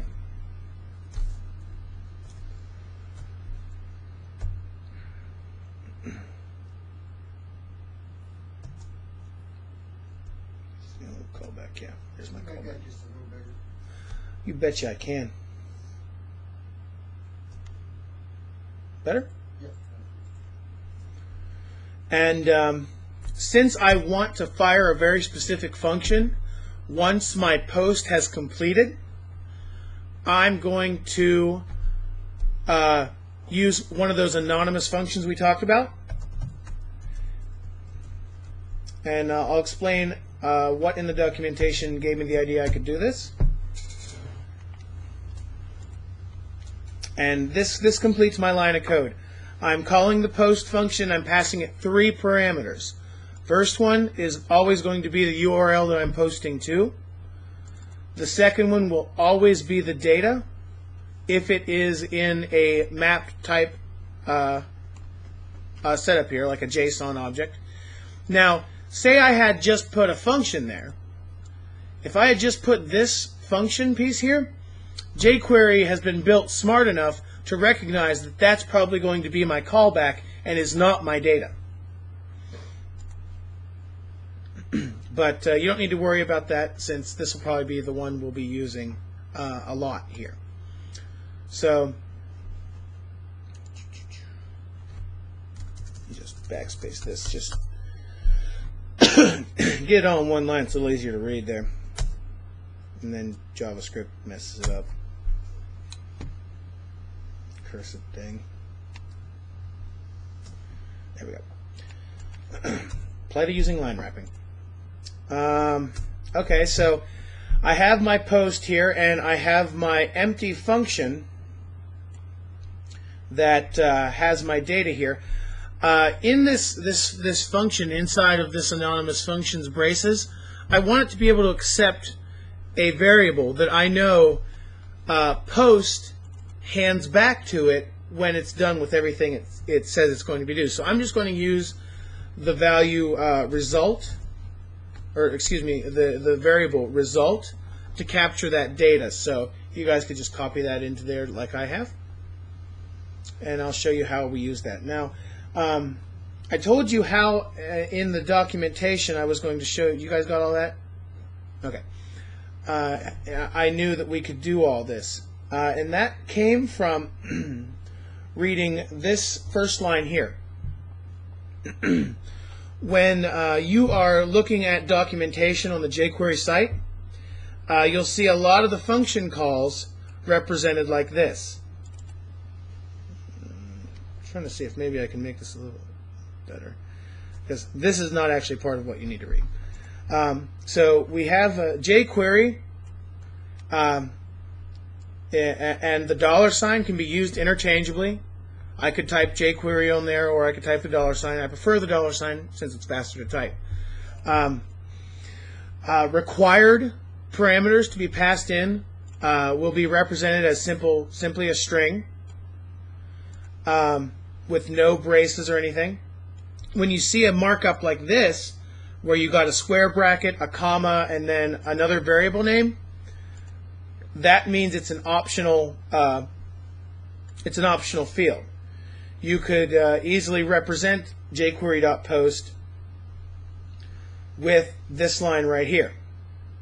Or, because data, the data that I'm going to be passing, which is a map or string that is sent over to the server with the request, I can pass that in a function similar to what we're doing. And there's several ways that you can actually send that through. Here they're using just a different way. This is actually creating an array and populating its data into the same type of object.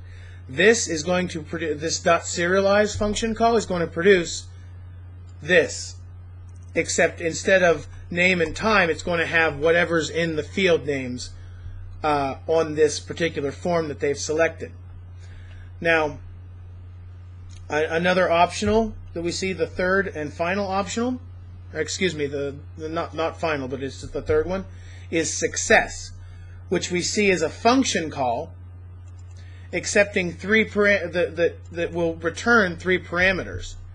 So success, the data is the one that I'm using here as my result. So I could actually, to make it more similar to what they have, I'd use data, status, and JQXHR.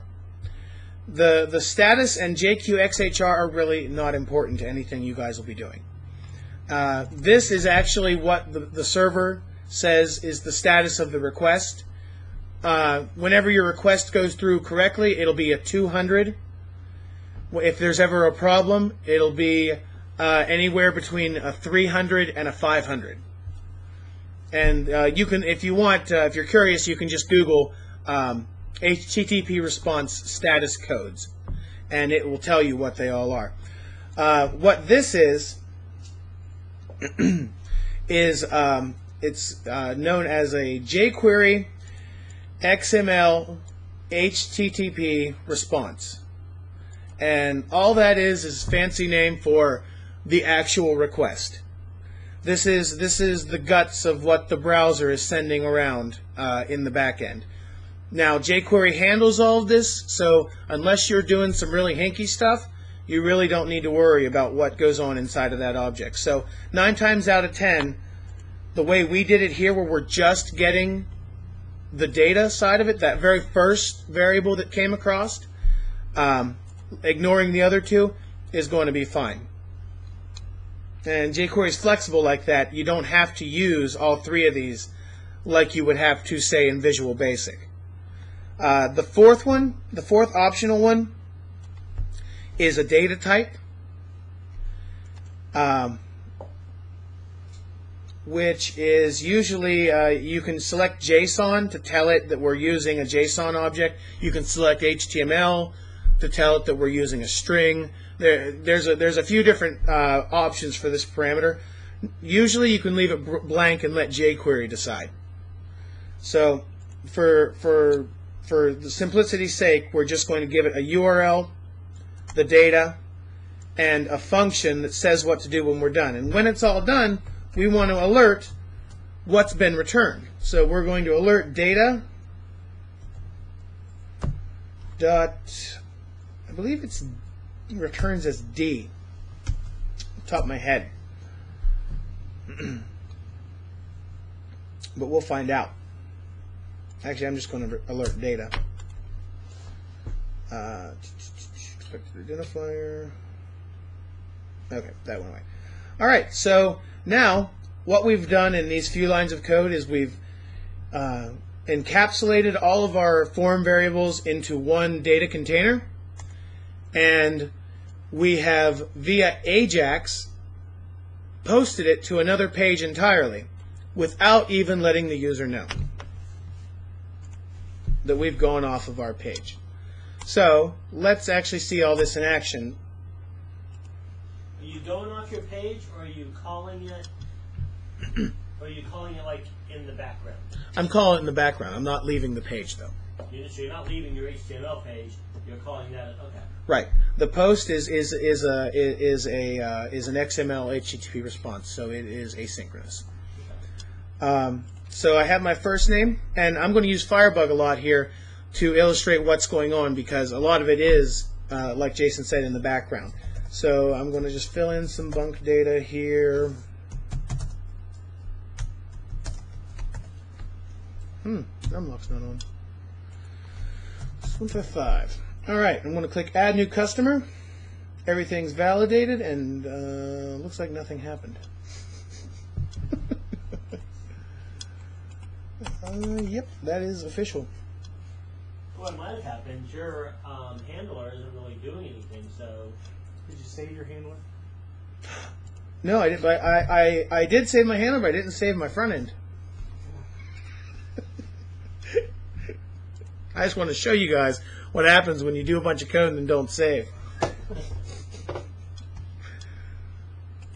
All right. Now, what actually happened is I got my communicating correctly message and a whole bunch of other stuff from my page, which is actually what the browser would have gotten had it made that request directly. So it's all the HTML off of my page. I don't just have to alert this to myself to see it. I can actually, in Firebug, if you have it open when you do the request, in the console it will show you what just happened as far as communication goes. So you see we did a post. Here, let me actually turn something on to make that a little easier to see. Bam. So we did a post. Here's where we sent it to. If we look, the headers you're not really going to need to worry about until you get into some of the more advanced stuff. Post is actually the data we sent across. Addressed, fname, last name, zip code. Response, what the page gave us back. And an HTML representation of what the page gave us back. Now, another handy, how do you make this go away now? Another handy trick that Post has is instead of, I'm going to go into my front end of my AJAX handler page, and I'm actually going to I'm going to nix all of this HTML because I really don't think I need it.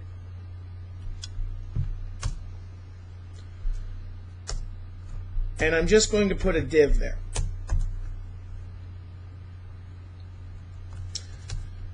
Inside of that div, I'm going to put a opening of ASP tags, an equal sign, and processing result. Now, I didn't declare this on the back end, so I'm going to copy the name I just pasted in, and I'm going to declare it inside of my above my page load here. So I'm going to do protected processing result as string. So just go ahead and clear out your page there on your front end, and copy this code that I have here. This is going to be a way that we can actually communicate via AJAX, one of the many ways.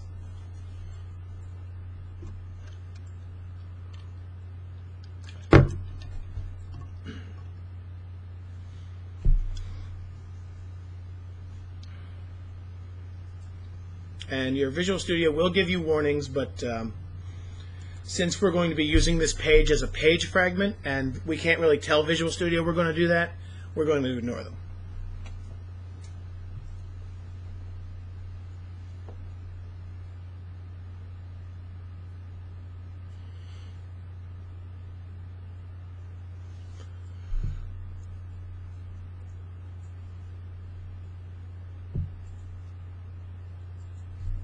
And I'll pull up the other code you need, which is just adding this line right here from the top. And that goes right after your inherit statement, just before your page load subroutine call.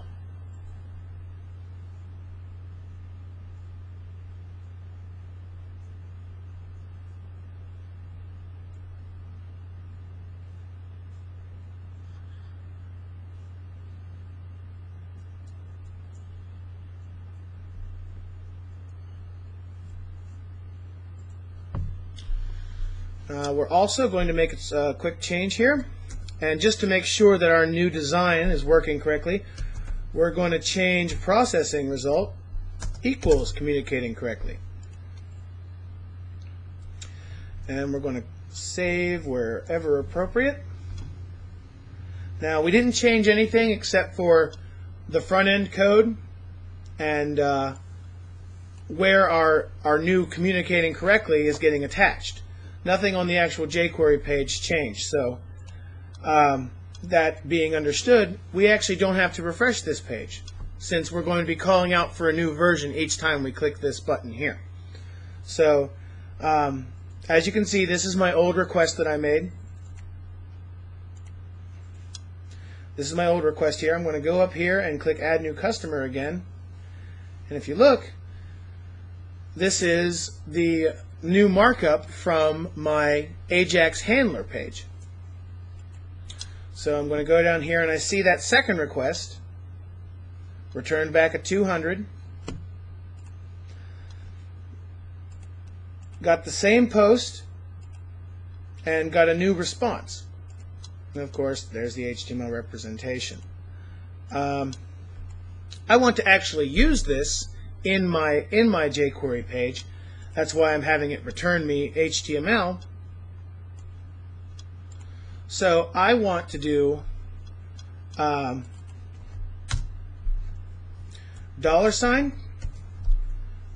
and here I'll just I'll start the whole line fresh, do it from scratch. We'll do $, quote, and this is inside of our handler function, by the way, guys. If you're looking here, we have that function that accepts the data parameter, and we're just doing this inside of it here. So we're doing we're going to use the CSS selector for the body of our document, and we're going to do .after, and we're just going to use data in that spot. That's all you have to do.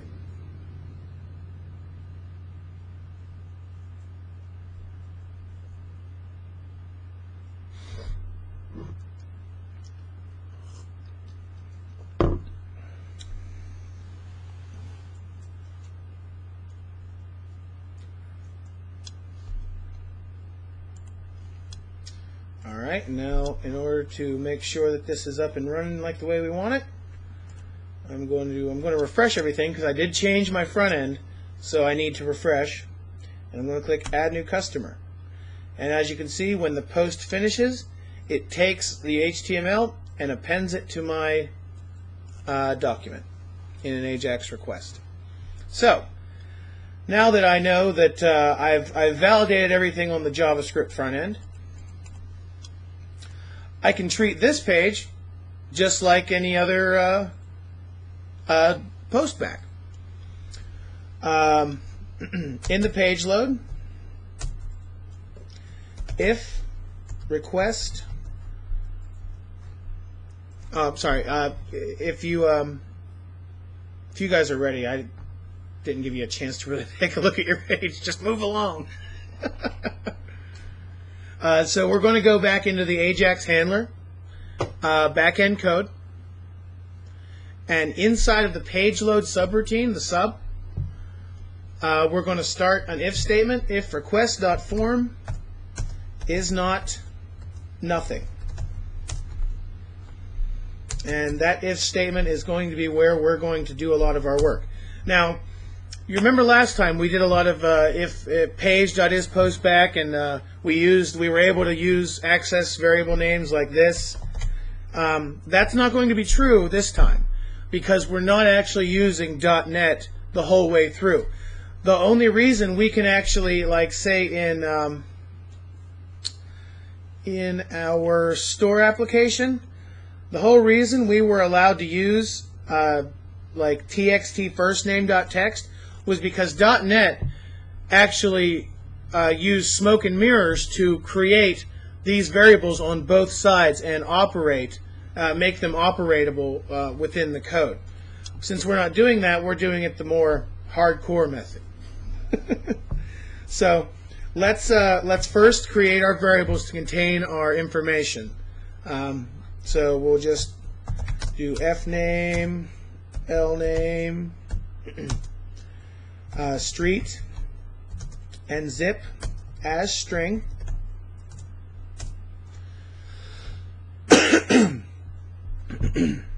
we're going to, we should always be in the habit of making sure our fields are there before we use them.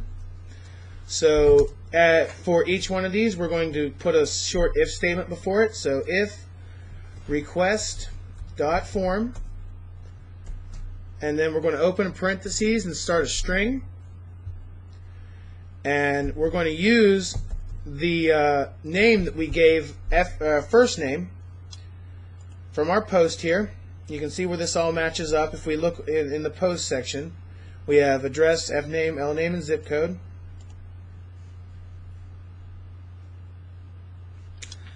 We're going to use that. And if request.form fname is not nothing, then fname equals request dot form fname.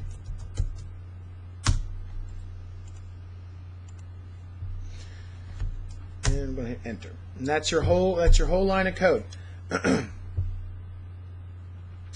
Now, we're going to repeat this for the rest of our form variables that we sent across and our new variables that we created. So what I'm going to do is, I know you guys have seen me do this before, is just magically create 4 of the same line. What I'm doing there is I'm actually the same as clicking on the end of the line, right-clicking, clicking copy, and then all I'm doing is I'm right-clicking in the same spot and hitting paste. When you click at the end of the line and don't highlight anything in Visual Studio, it copies the entire line. With the Control-C, right? Yeah, Control-C and Control-V work the same way. You can actually click anywhere in the line. It doesn't have to be... Right. As long as you're not highlighting anything, it will work. And so I'm going to copy these 4 lines and just sort of... If your cursor is anywhere on the line, and you do Control-C... Or Control-V, or Control X as well. Control X will cut out the whole line. Control X will cut out the whole line. You know what? I think that also works in SQL Enterprise Manager. Yes. Any visual product from Microsoft, do that. So this would be lname in this one. And this one would be street, I believe. Oh, just address. Thank you. What's this? And this one is zip. Your last name, first name, end of the first 2 rows. Misspelled. Ah.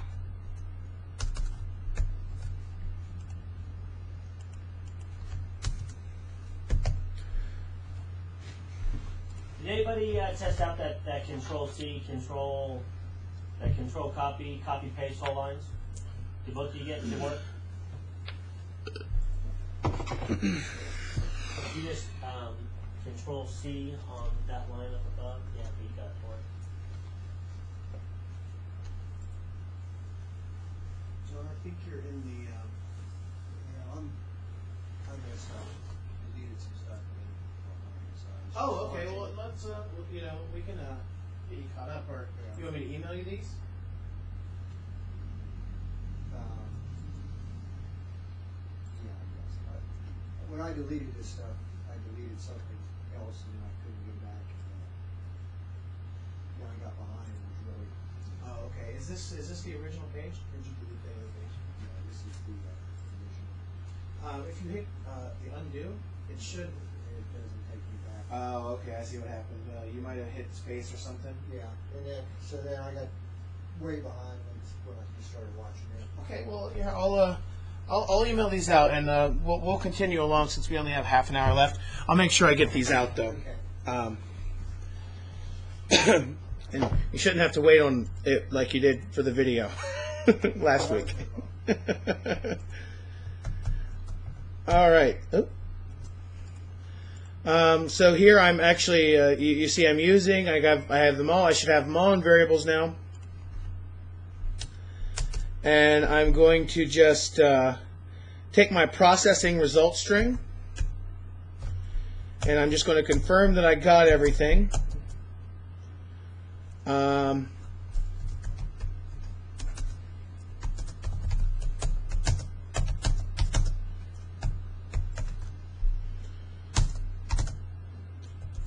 And because I know this is going to be going out as HTML, I'm going to put a little bit of HTML in it. And for the sake of producing it quickly, now it looks like I'm copying these lines exactly, but I'm actually making a slight change to the rest of these. And I'm using that concatenation trick where it basically, it's the same thing as doing this.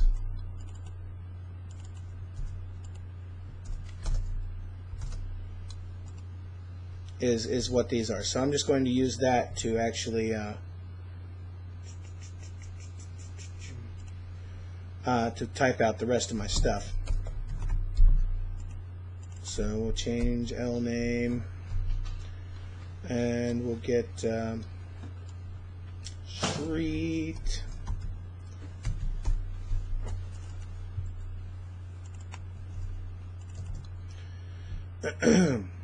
And finally, zip code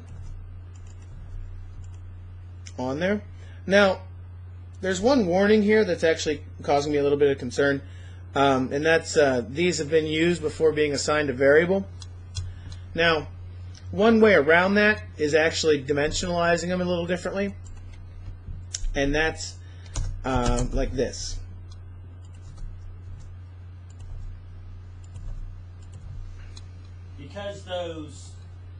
Because we're calling them the if statements, what it's saying is if the request form is not found, then you never declared it anything, so then your processing result would actually fail because f name never had a value.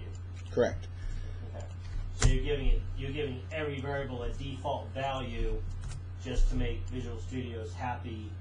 Right. In case the request form is nothing.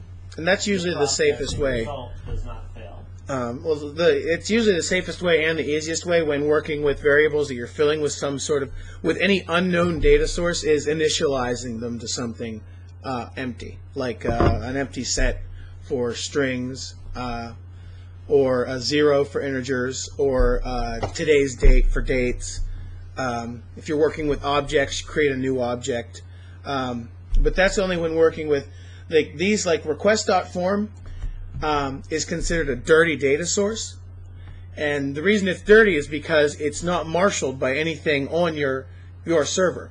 Anyone can call this page and post data to it.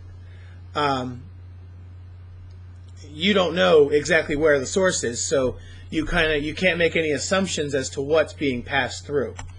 So if you initialize, you at least not throw any exceptions, which would be an error in this case.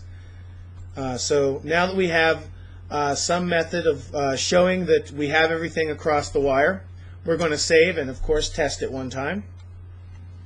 Remember, we didn't make any changes to our front end, so we should just have to click this button and it should give us a response back. Now, as you can see, everything seems to be going through except for my zip code. And I can see the reason why. If you look in my back-end code, I'm doing request.form zip.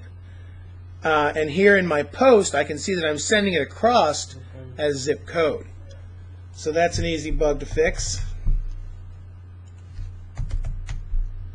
And if I save and send it across again, I have my values. Now, an interesting side effect of how we decided to code this is, you notice every time I click it, it's doing a new form post, but it's just appending. And that's actually because of the jQuery that we're using here to put it onto the body. Now all that does is, after the body tag, put that HTML that got returned from the form post. That's just cookie data though, right? I mean, that's not actually... It's not even cookie data. That's actually HTML on your page. But because we're not telling the page to clean it up, it's not going to. So we're going to actually do this in a little bit cleaner method, and that is we're actually going to create it home on the page. So we're going to create this underneath of our input. we're going to create a div tag, and we're going to call this div tag AJAX response. And we're going to leave it empty because we want it for AJAX responses. Now, it's really easy to make use of that. Instead of our body.after, we're going to do another selector. Select our div named AJAX response, and we're going to set the HTML attribute, or we're going to call the HTML method, and we're going to pass it in data, the data variable. Since that data variable contains HTML, that particular method will take and replace the HTML inside of AJAX response, essentially setting it to what has been sent over by data. Okay, we made a change to the JavaScript, so I have to refresh. I'm going to do Sam. Oh, that was control.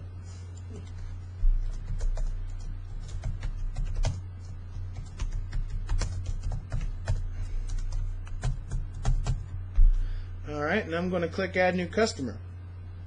As you can see, I got my response and everything back from the server. If I click it again, sending it a new piece of information, I can see that I get another response back from the server, which is basically it's a parrot call, and it replaces my HTML inside of my div named AJAX response. So I'm getting a response there. I'm going to try and fit this in and try and get us a quick save done, utilizing a lot of the code from last week. So what I'm going to do here is I'm going to go to my Solution Explorer, and in the back-end code of our welcome page, I'm going to copy those. I'm going to copy those two functions that I gave you guys last week, and I'm going to paste those into the back end of our AJAX handler. After the page load sub and before the end of the class. And that should keep my my constring and everything that I know works. So I know I have all of my data. I'm just going to create a quick insert statement. Well, actually, I don't even have to do that. What I can do is I can look at my old code, and particularly the submit button, which, if you recall, will have our insert code, and get myself an insert statement, because I know I'm working with the same table. I know, Robert, you might not have this. I'll make sure that this gets emailed out. I have it in a different file. Oh, okay. I have it in a different project. All right. Sorry. For some reason I thought you weren't here for that class. I was here when we did that, and I wasn't here for the one after that. Right. Yeah, which nobody was. We didn't. Right. Bob had to go out of town too. Oh, okay. Yeah. So we just canceled class last week altogether. I guess I just made it up in my. I had a class in my imagination. It was fun. You guys were all there. You wore a rainbow hat. Nice. Yeah, it was awesome. Silent. Now, we don't have a field for password, but I want to show that this stuff gets in. So I'm just going to put street in there, even though it's not supposed to go in there, just to get an idea. And I'll go ahead and I'll make fields. Oh, I lost it.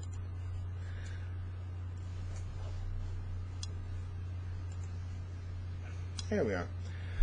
I'll make a field in the database for these, and before I email them out.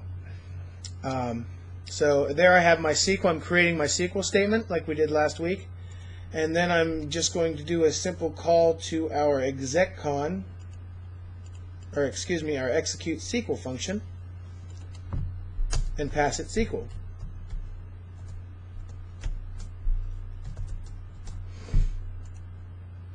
So, to reiterate everything that's going on,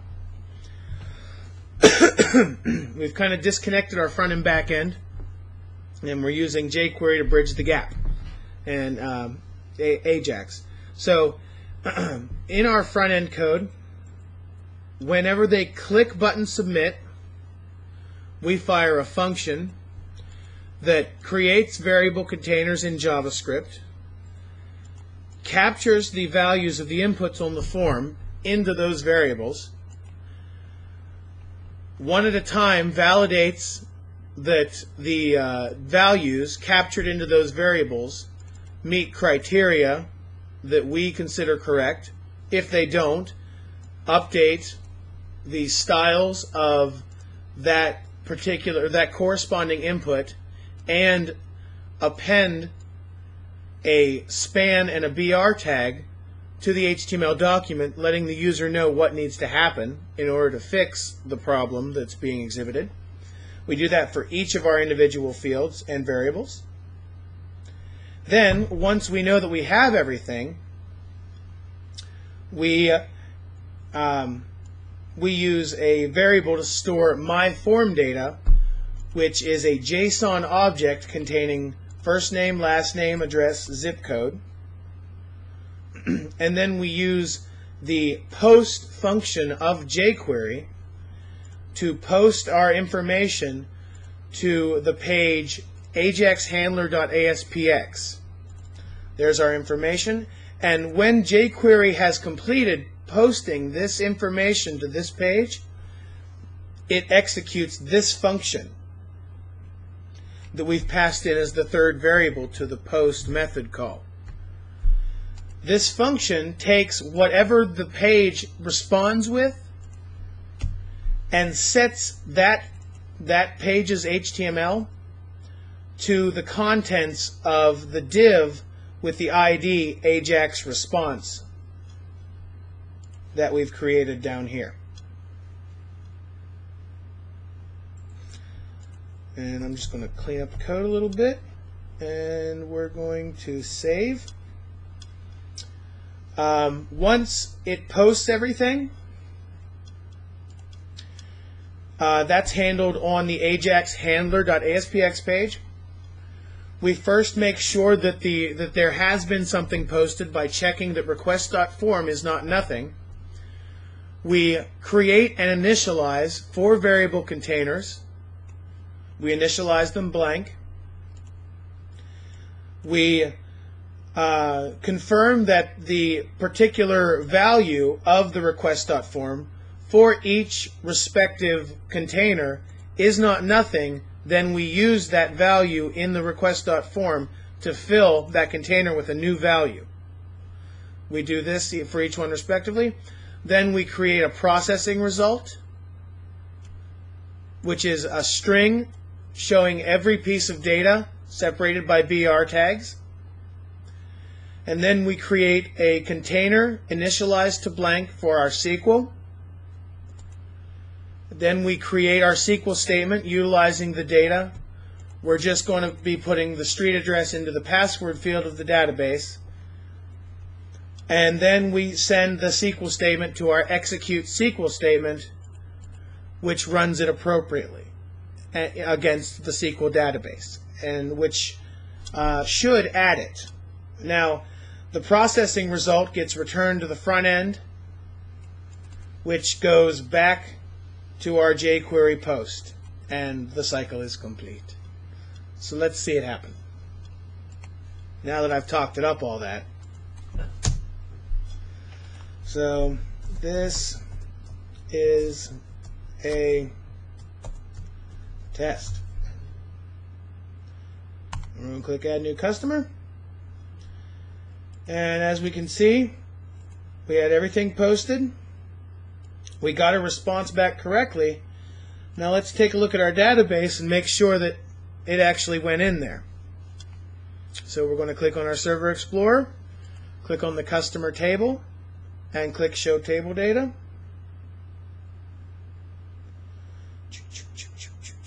Give it a second to get all those responses. And if we look here, record 6, first name this, last name is, date joined is still that get date from last week, and password is A, which is the value we had in street. Zip code was dropped because we don't have a field for that yet. And that is an AJAX response. This same coding paradigm is the same way that Facebook not only updates everything that you put in and every response that you do, but it also checks your newest posts. Actually, once every, I think it's once a second. It polls the Facebook servers and says, hey, are there any new posts that this guy hasn't read yet or I haven't put up? And it simply reads that server response and adds it to the HTML document. And that's jQuery with AJAX. Yay! But back on your page where you validated that the password was not empty, yeah, that it was greater than 0. Yes, yes. You mean street? No, Or on the I hammer? guess it wasn't one password. Never mind. Oh, you mean, okay. On our welcome page, we did that, Right. but I didn't copy over that that particular validation.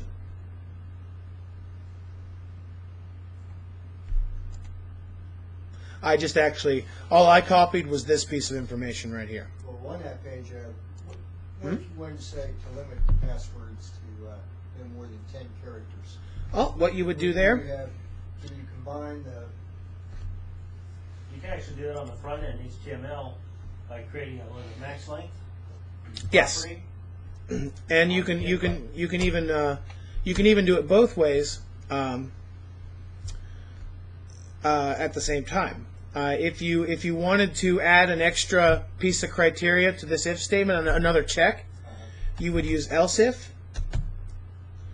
which is the else that you use when you have another condition. So you would do txt password dot text, not template control, dot text dot length. Yeah, it's length in here. Greater than 10, then. And since this is going to be a negative response, we're just going to copy the negative response we have down here and paste it up above and change the text to say Password's too long. password is too long. Yes. Now, Sam, because you have multiple failures, like right now, if the top if password meets confirm password, even if they're 12 characters long, your second else if is not going to run. So I would put the top if all the way down as the last if. You're absolutely right. That is a good point. It would hit this and never evaluate these because this would be true. So since we're using multiple failure points, what we want to do exactly what Jason said there, and we want to make the actual if parts are failure points, and a not equal in VB is just like that. Or you could conversely do if not equal. So at first it'll evaluate this. If it doesn't get into this if statement, it'll evaluate this. If it doesn't get into this one, it'll evaluate the else, which is our success case, and the code would continue on as normal. And I can actually show you this.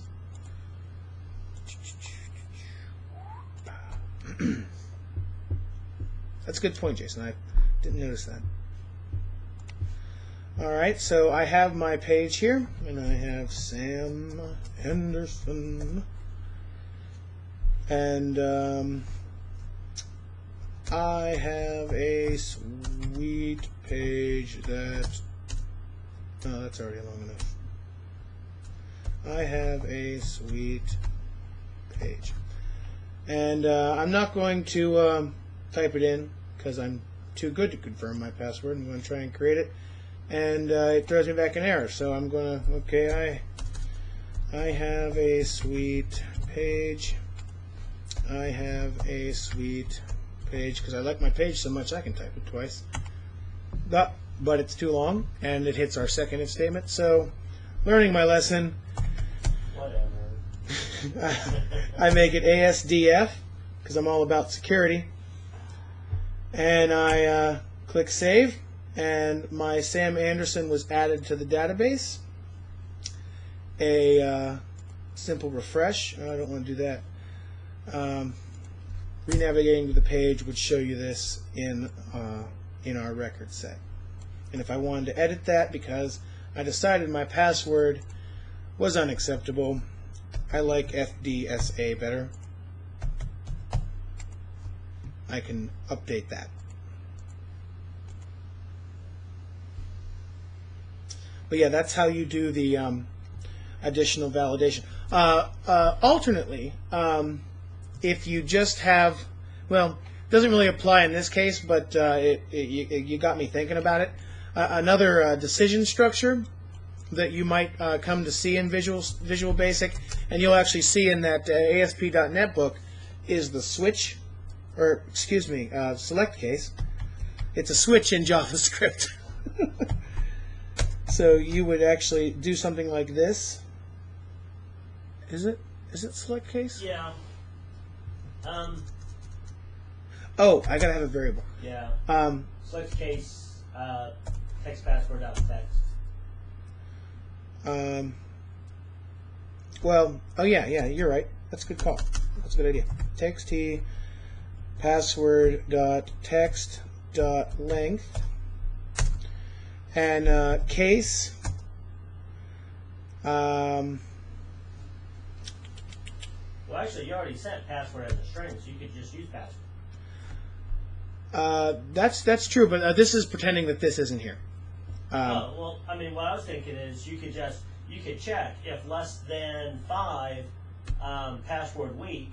If 5 to 5. Oh, good call. That's an 5 to excellent. 7. That's an excellent. Password medium. 7 to 10. Password strong. All right. Dim password. You already have password there. Strength as string. Okay. So if case, what is it? Dot length, yeah. Case equals, if it equals 0,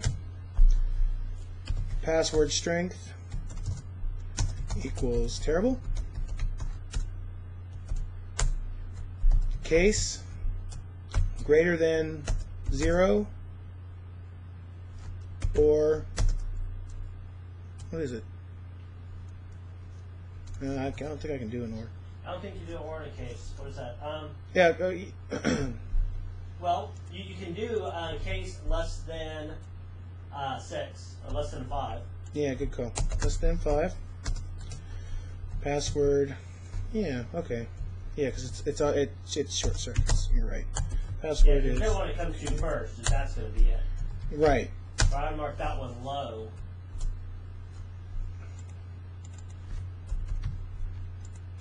If it's less than 10, okay. Or actually less than 10, acceptable. And then case else, or else case, yeah, case else, top notch, or excellent.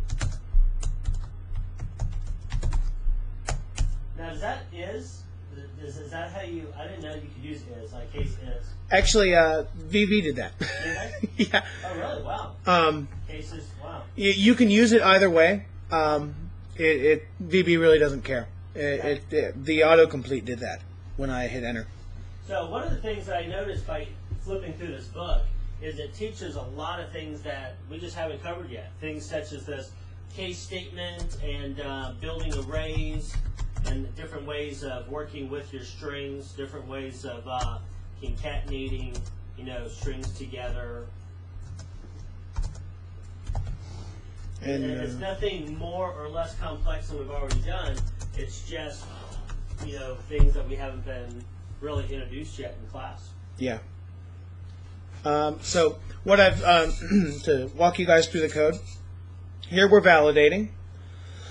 After we validate, we want to decide based on password length and the length of that, or based on password length, and varying levels of that length, what their current password strength is. Basically, the structure of this is select case, and then you do a case or case is, and then a comparison operator, which is an equal, greater than, less than, things like that, and then a number or string based on whatever the case you're searching for is. So since we're using password.length, this would be equal to being like, say the case is password.length equals 0, password strength equals terrible. Case is password length less than 5, password strength equals low. Now, if it ever gets into this case, it does what's known as short-circuiting, meaning it stops evaluating and doesn't evaluate anything else in this case statement and moves on to this line of code. Now, don't you have to throw in a label.response or label response.text somewhere to display what? Right, and what I've done here at the bottom in our response from the database Okay. I've added our password length was, and then some sort of thing there. So we're going to do a quick example of that as our closing. So we'll do SA password test. We'll just do TES to get the less than 5. Test is also less than 5. Nuh-uh. Only for very low values of 5. So here we got the low. We want to do testing.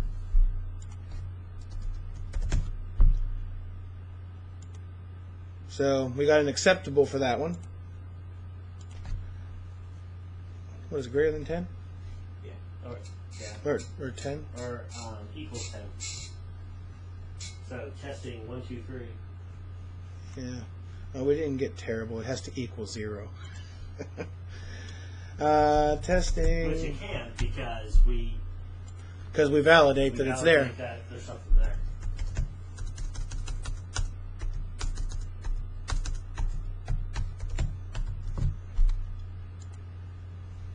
And that time I got an excellent.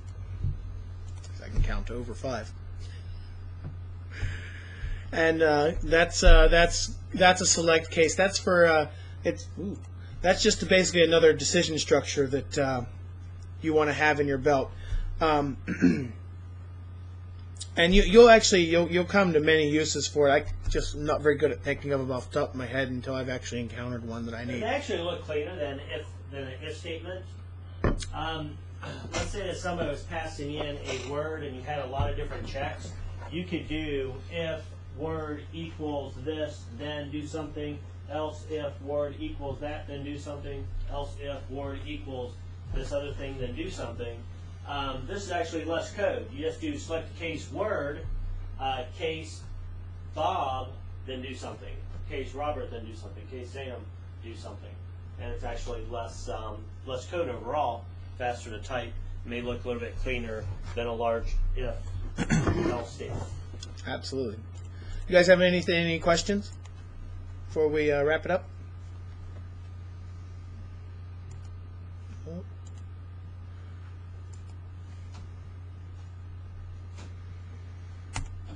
All right. You don't have to go home, but you can't stay here.